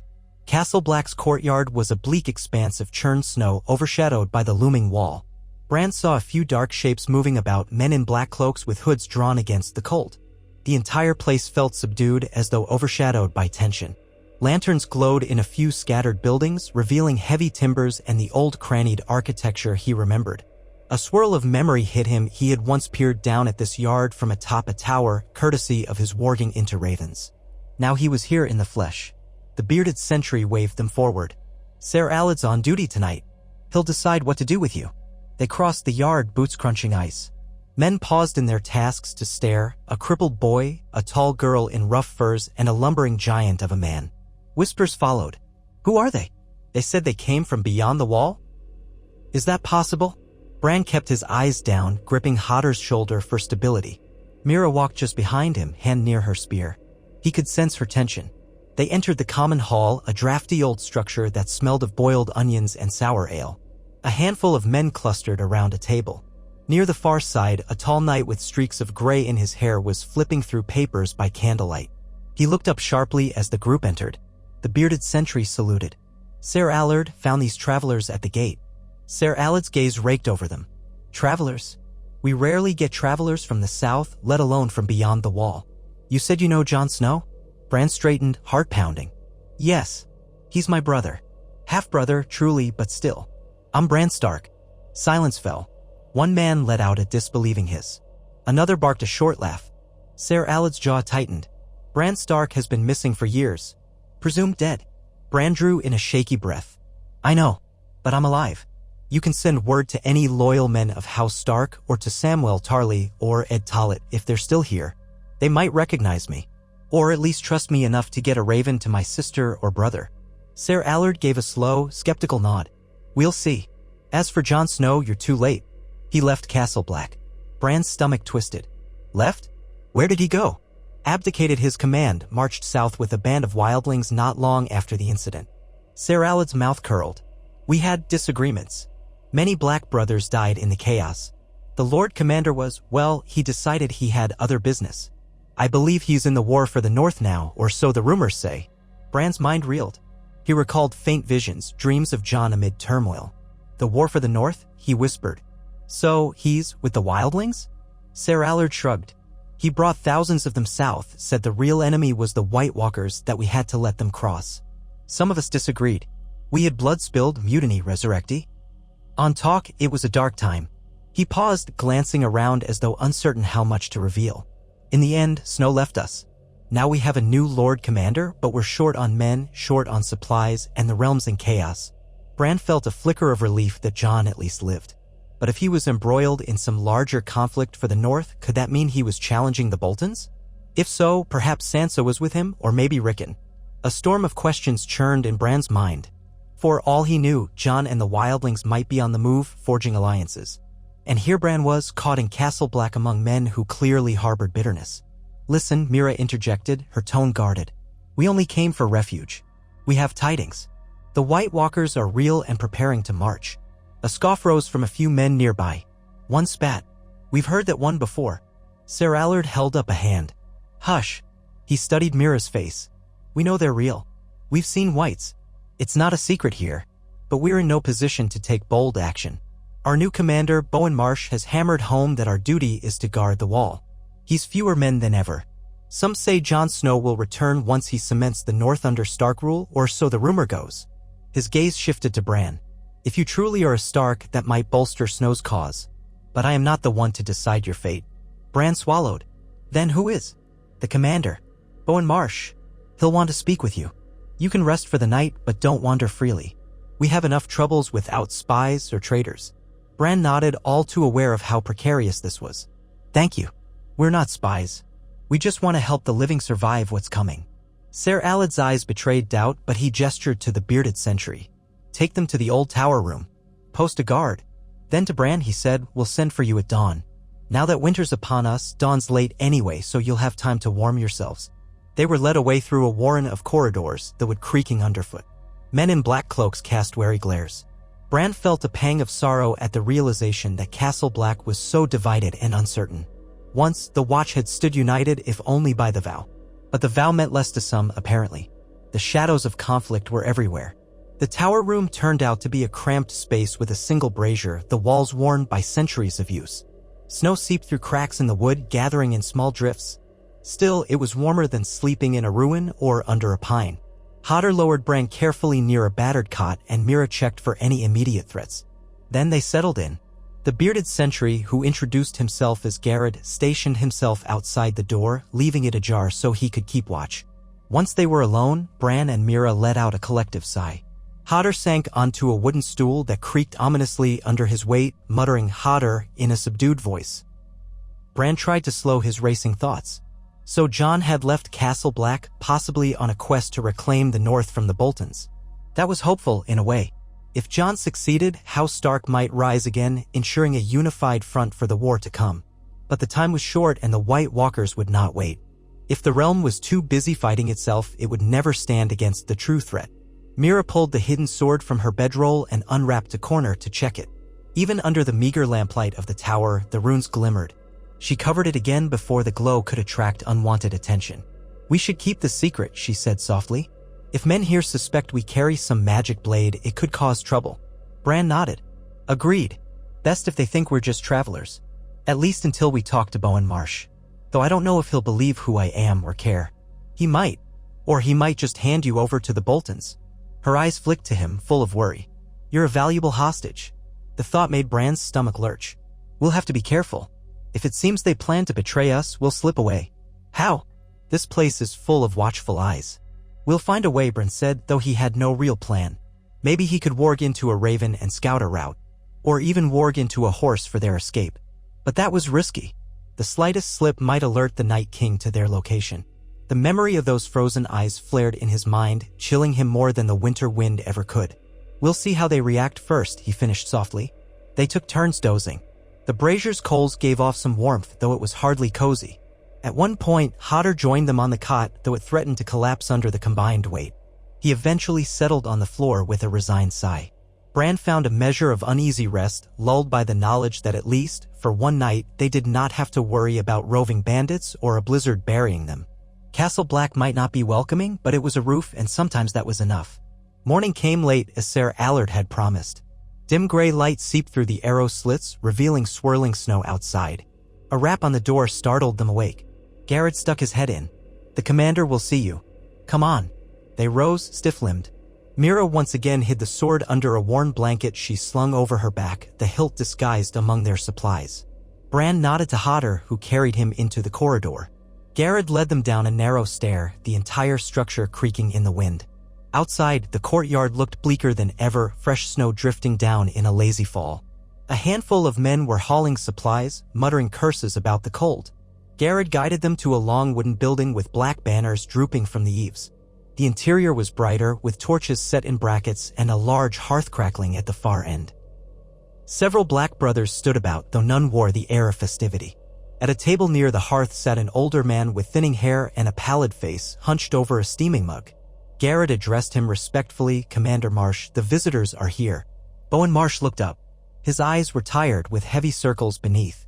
He might have once been stout, but he looked like he'd lost weight in recent days. He set aside his mug and peered at Bran, Mira, and Hodder. The expression on his face was neither welcoming nor overtly hostile, but it carried a weariness that suggested he had no patience for new burdens. "So," he said in a raspy voice, "you claim to be Brandon Stark, brother to the late Lord Commander Snow?" Bran felt a surge of nerves. "Yes, my lord." Not my lord. I'm a brother of the Watch. Call me Commander or Bowen Marsh." He leaned back. "Well, let's hear it." Bran recounted his tale in broad strokes, leaving out the parts about the children of the forest and the sword.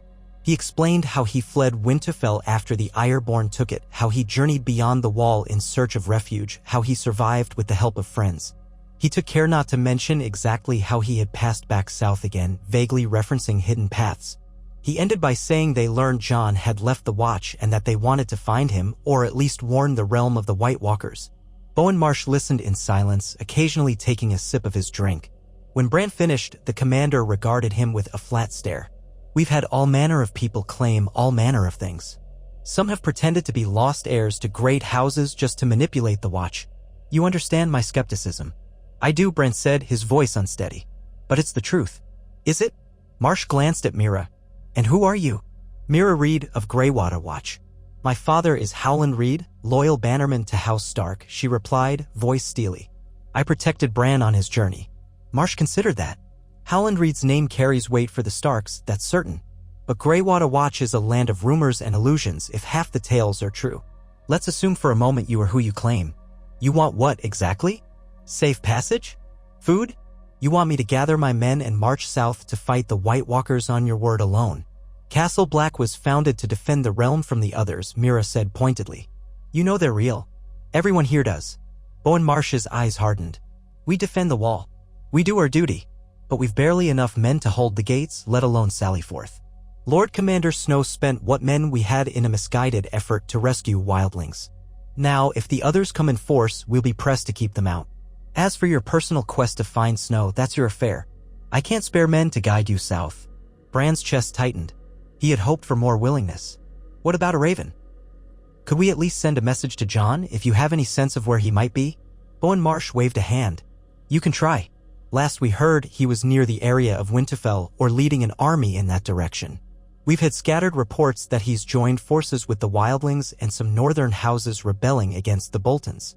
If that's true, you might find him in or around Winterfell. But you came from there, did you not? Bran exchanged a glance with Mira. Yes, but we couldn't stay. The Boltons hold the castle. We only managed to slip in and out. Marsh's brow furrowed. Then you know how dangerous it is. If Snow is indeed assaulting Winterfell, you could guess the outcome. Rumor says he's formed alliances with Lady Sansa Stark, who escaped the Boltons, and other northern lords gathering under the Stark banner. Might be half-truths. We can't confirm. The ravens bring tidings of battles and storms, nothing reliable. The entire region is in flux. A wild surge of hope bloomed in Bran's chest. Sansa is alive, he whispered. She's with Jon. Bowen Marsh grimaced. That's the rumor. They're rallying the north to retake Winterfell. They call themselves the Army of the Living, a reference to the threat beyond the wall, so they say. Some houses have joined them. Others remain loyal to the Boltons or simply refuse to fight. But I'm not privy to the details. Bran could hardly breathe. Sansa, alive, working with Jon to reclaim their home. The notion was astonishing, a bright flicker in the darkness. If the two of them truly had an army, perhaps Rickon might be found. Maybe House Stark could rise again. He didn't dare let hope run too wild, though. The Boltons were cunning and cruel, and the winter harsh. Many armies had floundered in northern snows. Bowen Marsh drummed his fingers on the table. Your best path if you truly want to join your siblings is to leave Castle Black and travel south to wherever their army gathers. But I've no men to spare. I can give you some rations if that helps. That's the best I can do. The Night's Watch has bled enough for the squabbles of noble houses. The commander's words carried a hint of bitterness. Bran recalled that Bowen Marsh had been among those who had opposed Jon's decisions to save the wildlings. It was rumored Marsh even took part in a mutiny, though Bran did not know the specifics. He decided not to pry too deeply. For now, he merely said, "We understand. We won't ask you to break your oath." He hesitated. "But there's something else you should know. The White Walkers are not a distant threat. They're preparing to march soon. We saw them at Har Home." My powers, he almost said too much. I had a vision. Thousands upon thousands of whites. Marsh's lips thinned. "And what would you have me do? March out and meet them? We're keepers of the wall, boy. We'll stand here as best we can. If they come, we'll fight. If you truly are a Stark with knowledge of the foe, then join your brother and do what you must. Go on, then." He sighed. "I'll allow you to remain here for a day or two to rest and gather yourself. Then you'll be expected to move on." Bran nodded, feeling a complex swirl of emotions. Frustration, relief, worry, hope. It was something, at least. "Thank you, Commander." Bowen Marsh took another sip of his drink. "Garrett, see they're given a place to sleep and some bread. Keep an eye on them. I won't have any trouble here." Without further discussion, they were dismissed. Bran and Mira exchanged glances and left the hall, Hodder lumbering behind. Outside, the snow continued drifting down, the sky a bleak white. Garrett led them back across the courtyard toward another tower, smaller than the one they'd slept in the night before. On the way, Bran asked, "Is Ed Tollett still here? Or Sam Tarly?" Garrett gave a grim chuckle. "Ed's still around, for what that's worth. He's acting first steward, I think. Sam Tarly. He's gone off, sent to Old Town on Snow's command to become a maester. Lucky sod. Misses the war entirely." Bran sighed. "And Ed, could we speak with him?" "I'll pass the word," Garrett said. "He's busy, but maybe he'll drop by." That was that. They found themselves in a smaller tower chamber. This room at least had a proper fireplace, though it was in disrepair, the chimney lined with cracks. Garrett brought them a loaf of hard bread, a small wheel of cheese, and 2 pitchers of water that smelled faintly of rust. Then he left them under the watch of another brother, who stood outside the door. It was better accommodations than many roadside hovels, so Bran tried to be grateful. Mira tore the bread in half, handed a piece to Bran, and gave a chunk to Hodder. They ate in silence for a while. At last, Bran's voice broke the hush. "Jon and Sansa, if they truly are near Winterfell, leading an army, we have to go there." Mira nodded, wiping crumbs from her mouth. "It seems so. If there's a chance to reunite with them, if there's a chance to help them defeat the Boltons, we can't ignore that. And if House Stark holds Winterfell again, maybe we can finally focus on the real threat." "And the sword," Bran murmured. "It might be crucial. If the White Walkers come, we'll need every weapon against them. Valyrian steel, dragonglass, whatever this blade is. Better it be in Jon's hands than hidden away." Mira shot him a sideways glance. "Or in yours, if you learn how to wield it." Bran let out a bitter laugh, gesturing to his useless legs. "I won't be fighting anyone with a sword, but I can pass it to those who can." His expression grew solemn. "I still have my powers as a warg and greenseer. That might prove more valuable than any sword, if I learn to control them fully." He watched the fireplace, where Mira had kindled a small fire to ward off the chill. The flames licked around blackened wood, casting dancing shadows on the rough stone walls. The flickering shapes reminded him of the ghostly illusions he saw in the old Weirwood cave. A twinge of longing shot through him. He missed Leaf's guidance, missed the sense of the children's presence. He was so young to bear this burden, yet he had no choice. They lingered in that tower for the rest of the day, dozing off occasionally, listening to the faint bustle of Castle Black outside.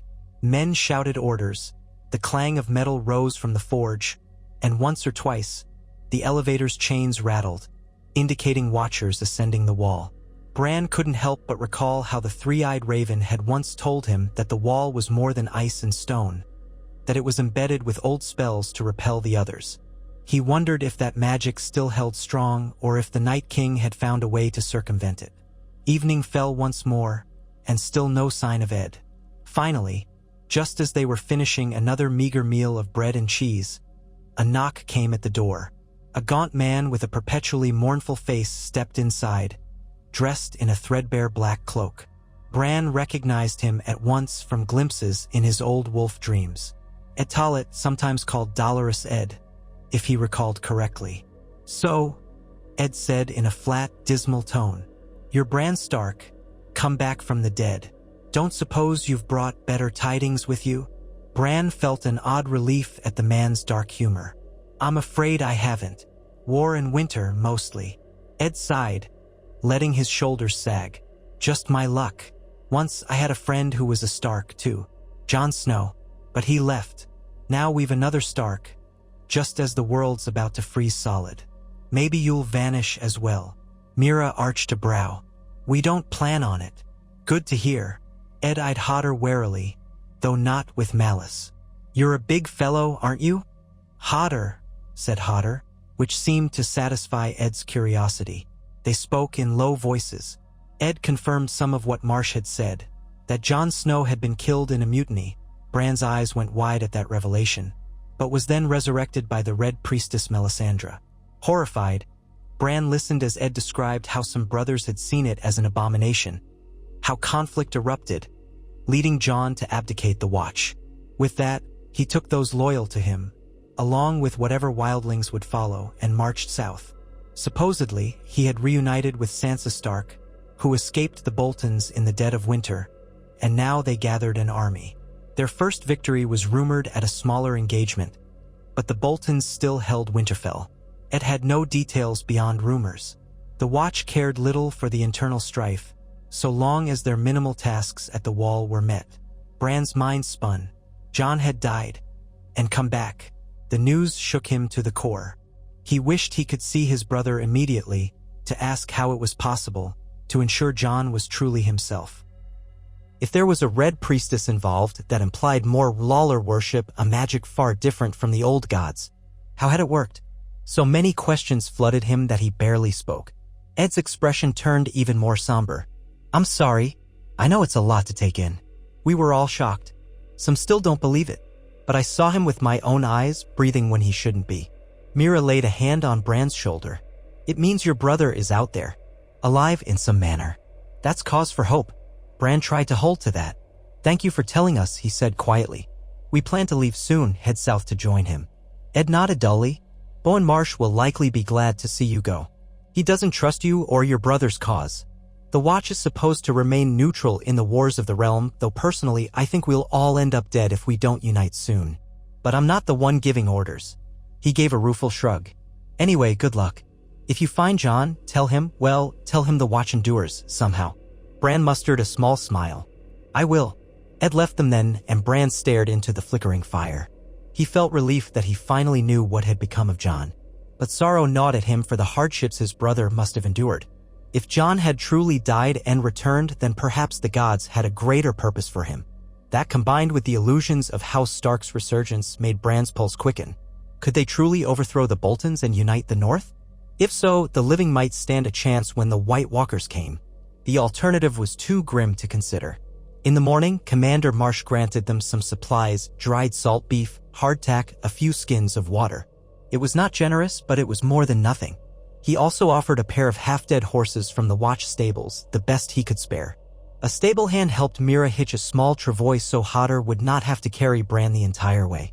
The arrangement was crude, but it allowed them to move faster.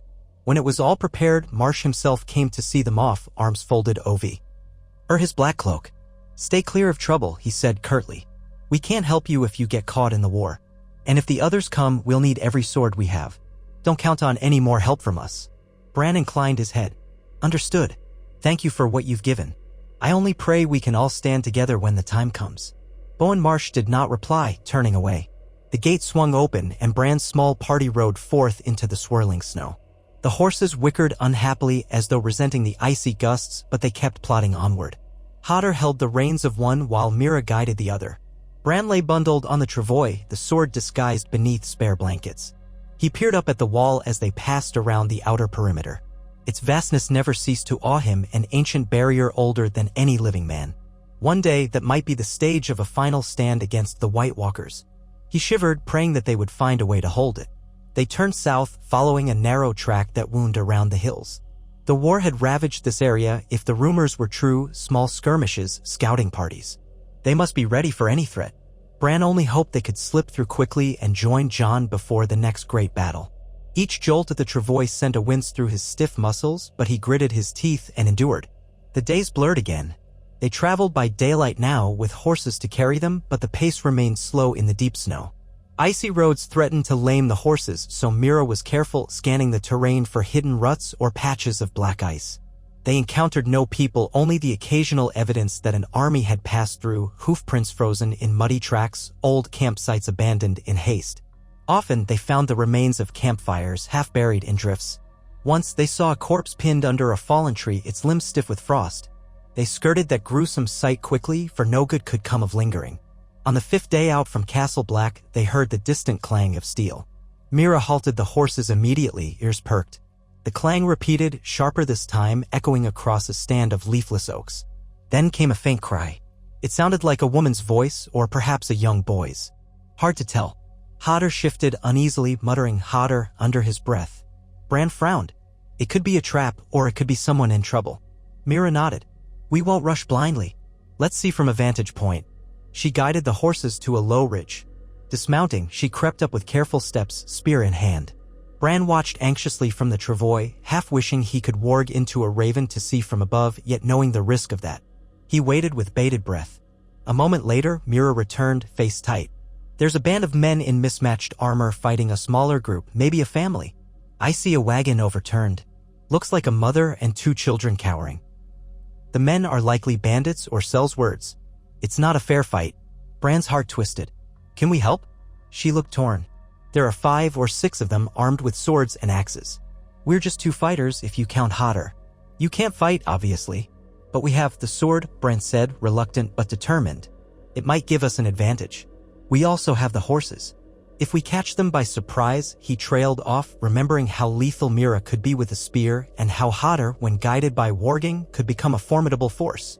But the idea of forcibly taking over Hodder's body made Bran ill with guilt. He hated doing that after everything they had been through. Still, if innocent lives were at stake. Mira grimaced, reading his thoughts. I'll fight on my own first. If it goes poorly, do what you must. She squeezed his shoulder. Stay here with the horses. Bran nodded, though every muscle in his body screamed at the danger. Be careful. Mira loosened the cloth around the ancient sword. For a moment she held it in her hand, studying the runes. The dark steel seemed to drink in the light. She took a breath, then secured it at her belt and kept her spear in her dominant hand. Hodder loomed beside her, fists clenched nervously. Together, they crept down the ridge toward the sound of the clash. Bran bit his lip, wishing he could see more. He turned to the horses. The beasts flicked their ears, sensing his unease. In the distance, the clang of steel sounded again, followed by shouting. He strained to make out words. He thought he heard a man's voice bellow, hand over the girl, followed by a defiant cry from a younger voice. Then came another series of crashes, likely sword on shield. Bran's heart pounded. He set his jaw. If it went poorly, he would do what he must. Slowly, he closed his eyes and reached out with his mind. He felt the horse's dim awareness, flickers of life from a few small crows perched in nearby branches. He felt Hodder's presence too, bright and large but tinged with fear. The door in his mind that led to Hodder opened a crack, and Bran fought the urge to step through. Not yet, he told himself. Only if absolutely necessary. A woman's scream split the air. Bran's eyes flew open. Enough. He sank back into his warging sense, letting his spirit flow into Hodder's mind. He felt the big man's confusion, the swirl of half-formed thoughts. Bran took hold gently, guiding that powerful body. In an instant, he could see through Hodder's eyes, Mira to his right, sprinting forward with her spear raised. A swirl of snow, a bandit lunging at them. Hodder roared, though the sound was Bran's own desperate cry channeled through him. He took control of Hodder's arms, lifting them to fend off the attacker. Clang! The man's sword slammed into Hodder's forearm. The pain was jarring, but Hodder's thick furs and sheer size absorbed much of the blow. Bran/Hodder seized the man by the shoulder, hoisted him up with terrifying strength, and hurled him aside. The bandit crashed into the snow, flailing. Another man came at them from the left, brandishing an axe. Mira intercepted him, spear darting forward in a lightning thrust. He stumbled back, blood streaming from a wound in his side. Bran/Hodder pivoted to see two more men near the overturned wagon, where a teenage boy swung a wooden club in a desperate attempt to protect the cowering woman and a younger child. One bandit kicked the boy to the ground. The mother shrieked. Mira's spear flashed in the corner of Bran/Hodder's vision, driving back another foe. But there were too many. In the tumult, the boy was about to be struck down. Bran/Hodder bellowed and rushed in. With powerful arms, they seized the bandit's wrist. The man cried out as Hodder's grip tightened, then snapped the bone with a sickening crack. The bandit wailed. Out of the corner of their eye, Mira wrested her spear free of a man's chest. Another bandit charged her from behind, sword raised. She had no time to turn. With a surge of adrenaline, Bran/Hodder lunged, tackling the attacker to the ground. They rolled in the snow, fists flying. The bandit headbutted Hodder's face, leaving him dazed. Bran grit his teeth and held on, letting Hodder's massive weight pin the man. He hammered a fist into the bandit's temple until the man went limp. The taste of copper filled Bran's mouth. No, Hodder's mouth. The confusion of senses was dizzying, but he pressed on. By then, the battle was all but won. Two bandits lay dead. One was unconscious. One nursed a broken arm, and another crawled away, bleeding profusely. The last man fled into the trees. Mira panted, her spear tip stained red. Bran/Hodder wheezed. Slowly, Bran withdrew from Hodder's mind, letting the big man come back to himself. He felt Hodder shudder, saw him blink in confusion. The fight was over, but a hollow dread lingered. Hodder hated this, even if he lacked the words to say so. Bran hated it too, but it had saved lives. They glanced around. The boy groaned, clutching a bruise on his side. The mother sobbed, kneeling beside the younger child who trembled in shock. Mira, cheeks flushed, carefully approached them, hands raised to show she meant no harm. "Are you all right?" she asked. The mother's eyes were wide with fear. Yes, they attacked us. They wanted our wagon. My husband was killed last week by outlaws near the Dreadfort. I had no one to protect us." She broke into tears. The teenage boy, tears of anger in his own eyes, reached for the mother's hand. Bran, still panting, looked down at the bandits. The living ones moaned softly in the snow. He felt torn. Should they finish them off or leave them to fate? Neither choice was pleasant. Mira glanced back at him, uncertain. "We can't tend them. They might try to harm us again." Bran swallowed hard. We'll leave them. Let the gods decide." He turned to the mother and son. "We don't have much to give you, but are you able to travel?" She wiped her eyes, nodding shakily. "We're bound for White Harbor, hoping to find refuge. The wagon's broken, though. Maybe if we can fix an axle, we can press on." Mira frowned, walking over to inspect the wagon. The front wheel was cracked, the axle snapped. "You'd need a proper carpenter. Or a miracle. The next major town is miles away. The roads aren't safe." The mother clutched her child. "What else can we do? We can't survive alone in the wild." Bran closed his eyes. The thought of these innocents wandering into more bandits weighed on him. "Maybe you can follow behind us for a bit until we find a safer path.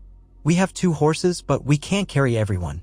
He hesitated, wanting to help, but uncertain how. The mother shook her head, tears brimming again. "You've already saved us. If I can just get the wagon upright, maybe I can salvage supplies from it." The teenage boy spoke up, voice trembling with residual terror. "We'll manage, Mother. We have to. I'll gather wood for a splint, maybe." Mira exhaled. "We'll stay a short while to help you gather what you can, then we must go. There's a war brewing near Winterfell. Might be you'll find White Harbor safer, though no place is truly safe these days." Nodding, the woman managed a grateful murmur. "Thank you." They spent an hour or so helping as best they could. Mira used her spear as leverage to right the wagon. The wheels were in bad shape, but the mother insisted she could make do with the spare parts she had. Bran offered them a piece of cheese from their meager rations, though he knew they themselves teetered close to running out.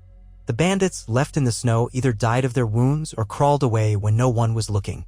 By the time they departed, the family had a small fire going near the wagon, set to attempt repairs before nightfall.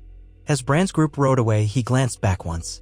The mother stood by the meager flames, a determined set to her jaw. The teenage boy gave a small wave. It struck Bran that in the midst of chaos, simple acts of mercy might be all that separated good folk from the darkness creeping ever closer.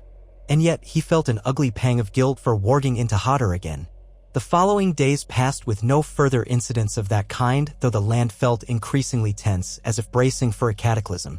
They saw more scattered evidence of battles, arrows lodged in tree trunks, footprints of large groups. Sometimes they smelled the faint reek of death drifting on the wind. Mira grew more alert. Hodder, too, seemed uneasy, occasionally muttering Hodder in a plaintive tone. They were well into the north, drawing closer to Winterfell's region. The snows thickened. One evening, they took shelter in a ruined watchtower that overlooked a frozen river. There, they encountered two men in battered mail warming themselves by a makeshift fire. At first, tensions ran high, but the men turned out to be deserters from House Serwyn who had lost faith in the Boltons after witnessing atrocities.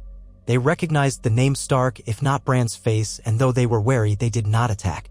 Over that brief shared night, they admitted many small folk and lesser knights were banding together with Jon Snow's forces. They mentioned rumors that Sansa Stark was at her brother's side, forging alliances. They also mentioned a looming battle set to take place on the plains north of Winterfell once the weather allowed. The Boltons had fielded cavalry and foot soldiers, while the Stark coalition had fewer men but more determination. Bran lay awake most of that night, listening to the deserters' low-voiced tales of Bolton cruelty. He thought of the crypts he had so recently visited, of the sword he carried. Perhaps this was the final push to restore House Stark. He prayed it would end swiftly, for the real war against the White Walkers loomed. Could it be that the Night King would strike while the North was preoccupied with its own battle? In the morning, the deserters left, heading for the outskirts of the Dread Fort or some other hideout, while Bran and his companions pressed on toward the rumored encampment of Jon Snow. Their hearts pounded with every mile. The land became increasingly familiar to Bran in some ways. He recognized certain bends in the White Knife River or old logging roads that once supplied Winterfell. But he also saw the scars of war. Burned farmsteads, empty holdfasts, fields churned into muddy devastation where armies had passed. Little wonder the Boltons or the northern houses found it hard to gather sustenance. Winter had come, and with it chaos. Finally, on a cloudy afternoon, they crested a gentle rise and beheld an encampment spread across the plain below. Scores of tents dotted the snow, many bearing sigils of various northern houses. Bran spotted the Merman of Manderley, the tall reeds of House Reed, the Bear of Mormont, the Stag of Baratheon. No, wait, that might have been a repurposed banner. More importantly, he saw the dire wolf of House Stark. A wave of emotion almost overwhelmed him. So the rumors were true, northern houses had gathered around the Stark name. Mira breathed a sigh of relief beside him. Hodder gave a soft Hodder as though sensing the significance.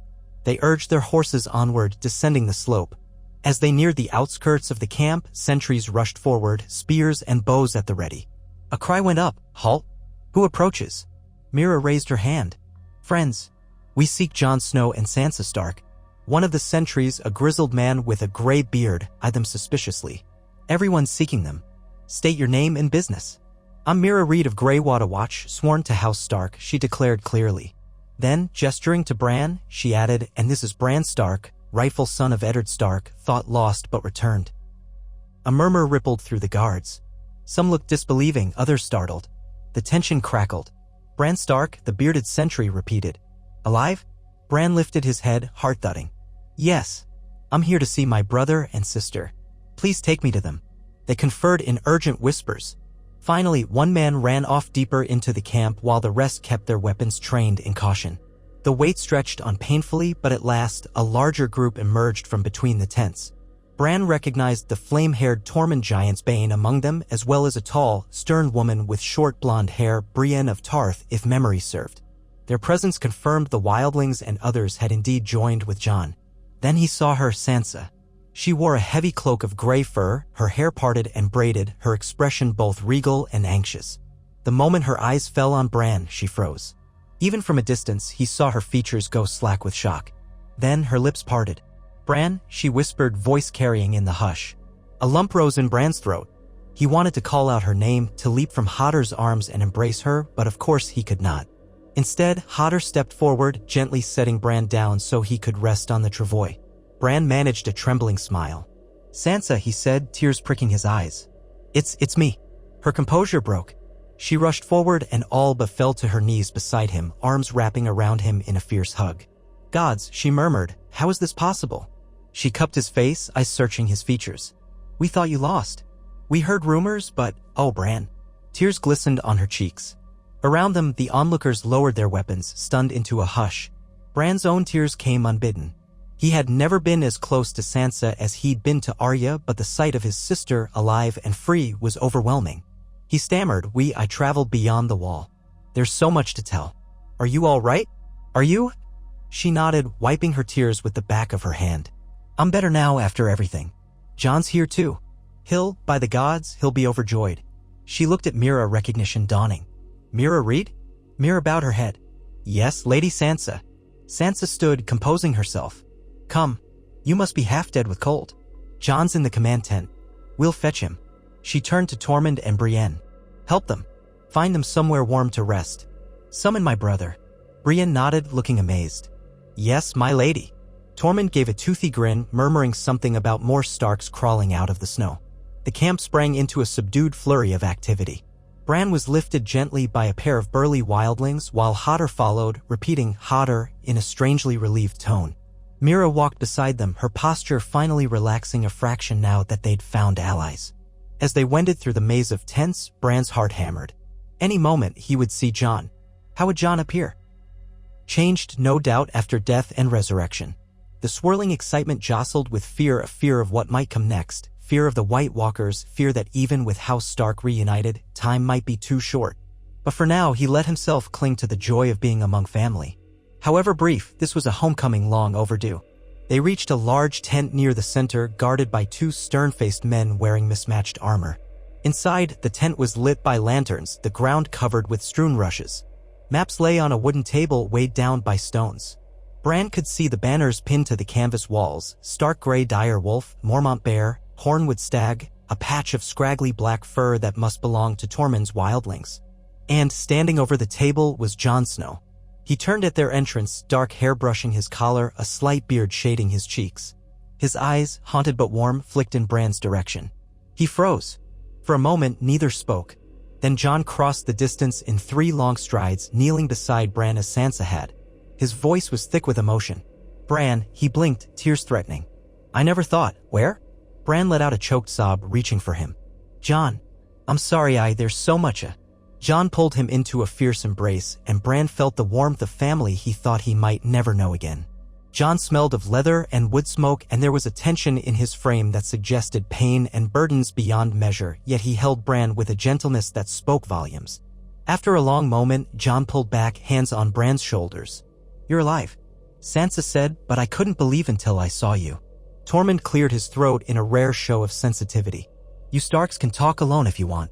The rest of us will give you space." He jerked his head at the men gathered. They began to shuffle out of the tent. Only Sansa, Brienne, Mira, and Hodder remained. Jon helped Bran to a stool with soft cushions. Bran settled, tears still damp on his cheeks, and gazed at his brother. You look so different." Jon half laughed, half sighed. "I've been through, well, death and back, apparently." "Sansa told you?" "Some of it." Bran swallowed. "I'm sorry." If I had known, he couldn't find the words. "I'm so glad you're alive." Jon ruffled Bran's hair softly. "And I'm glad you are too. We lost Rickon to the Boltons. We tried to save him, but his voice broke." Sansa lowered her gaze, tears glinting again. "He died on the battlefield before we took Winterfell." Bran's heart clenched, fresh sorrow lancing him. He had clung to hope that Rickon might be out there somewhere. But no. He closed his eyes, struggling against the tears. Jon's voice was full of regret. "We retook Winterfell. The Boltons are finished, but at a terrible cost. Rickon's gone." Bran forced out a shuddering breath. "I'm so sorry." For a moment, they all let the grief settle. Rickon, the youngest, forever lost. At least the Boltons' cruelty had been repaid. Jon's voice steadied. "We hold Winterfell now. The northern houses rallied behind us after we defeated Ramsay. We begun to prepare for the threat from beyond the wall. That's why we're here, encamped. We had word from the wall that the White Walkers are stirring. We're forging alliances, gathering dragonglass, forging new steel. But it might not be enough. Bran nodded, feeling the weight of everything he had seen. I know. Our home was just the start. They're coming in force. He glanced at Sansa, who stood with her arms folded, face composed but eyes wet. We have something that might help. We found a sword in the crypts, sealed away. It's different. Magical, I think. It may harm the White Walkers. Jon's eyebrows rose. A sword in the crypts? Sansa frowned. I never heard of such a thing. It was hidden behind a barred vault. We only discovered it by chance. Bran gestured to Mira, who gently unwrapped the blade. The runes caught the lantern light, shimmering with faint silver. Jon's eyes widened. Sansa leaned closer, brows furrowing. Even Brienne let out a soft exclamation. Jon lifted it carefully.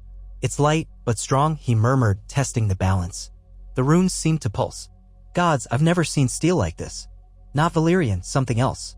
I can feel a presence, almost. His gaze flicked to Bran in wonder. We'll need every advantage we can get. Thank you, Bran. Bran felt relief that he and Mira did not have to carry the burden alone. There's more to tell you about the children of the forest, about the Night King's powers, about what we did at Harhome. But for now, just know we must unite the entire realm if we hope to survive. Jon nodded, his grip tightening on the sword's hilt. We've begun. The wildlings stand with us. The northern lords have sworn fealty to House Stark again after seeing what Bolton did. We've sent ravens to the Vale, the Riverlands, to any who might join us. We need every man and woman that we can rally. Winter is here, but if we stand together, we might last until spring. He set the sword aside gently, returning his gaze to Bran. We'll talk more. For now, rest. You're home, in a sense. We retook Winterfell, though we're stationed out here for the moment to keep an eye on the roads. When you're ready, you'll see our home again. A swirl of emotion filled Bran, grief for Rickon, joy at seeing Jon and Sansa, and dread for the war to come. He let out a shaky breath. Thank you, he whispered, voice cracking. I'm so glad to see you both. Sansa smiled tearfully. And you. She leaned in, pressing her forehead lightly to Bran's. For a moment, they simply breathed together, siblings reunited in the midst of a storm. Then she brushed back his hair. We have much to plan. The armies are scattered, the White Walkers could strike at any moment, and winter rages. But at least we have each other. Mira stood by, relief evident in her eyes. Hodder gave a soft "Hodder" as though echoing the sentiment.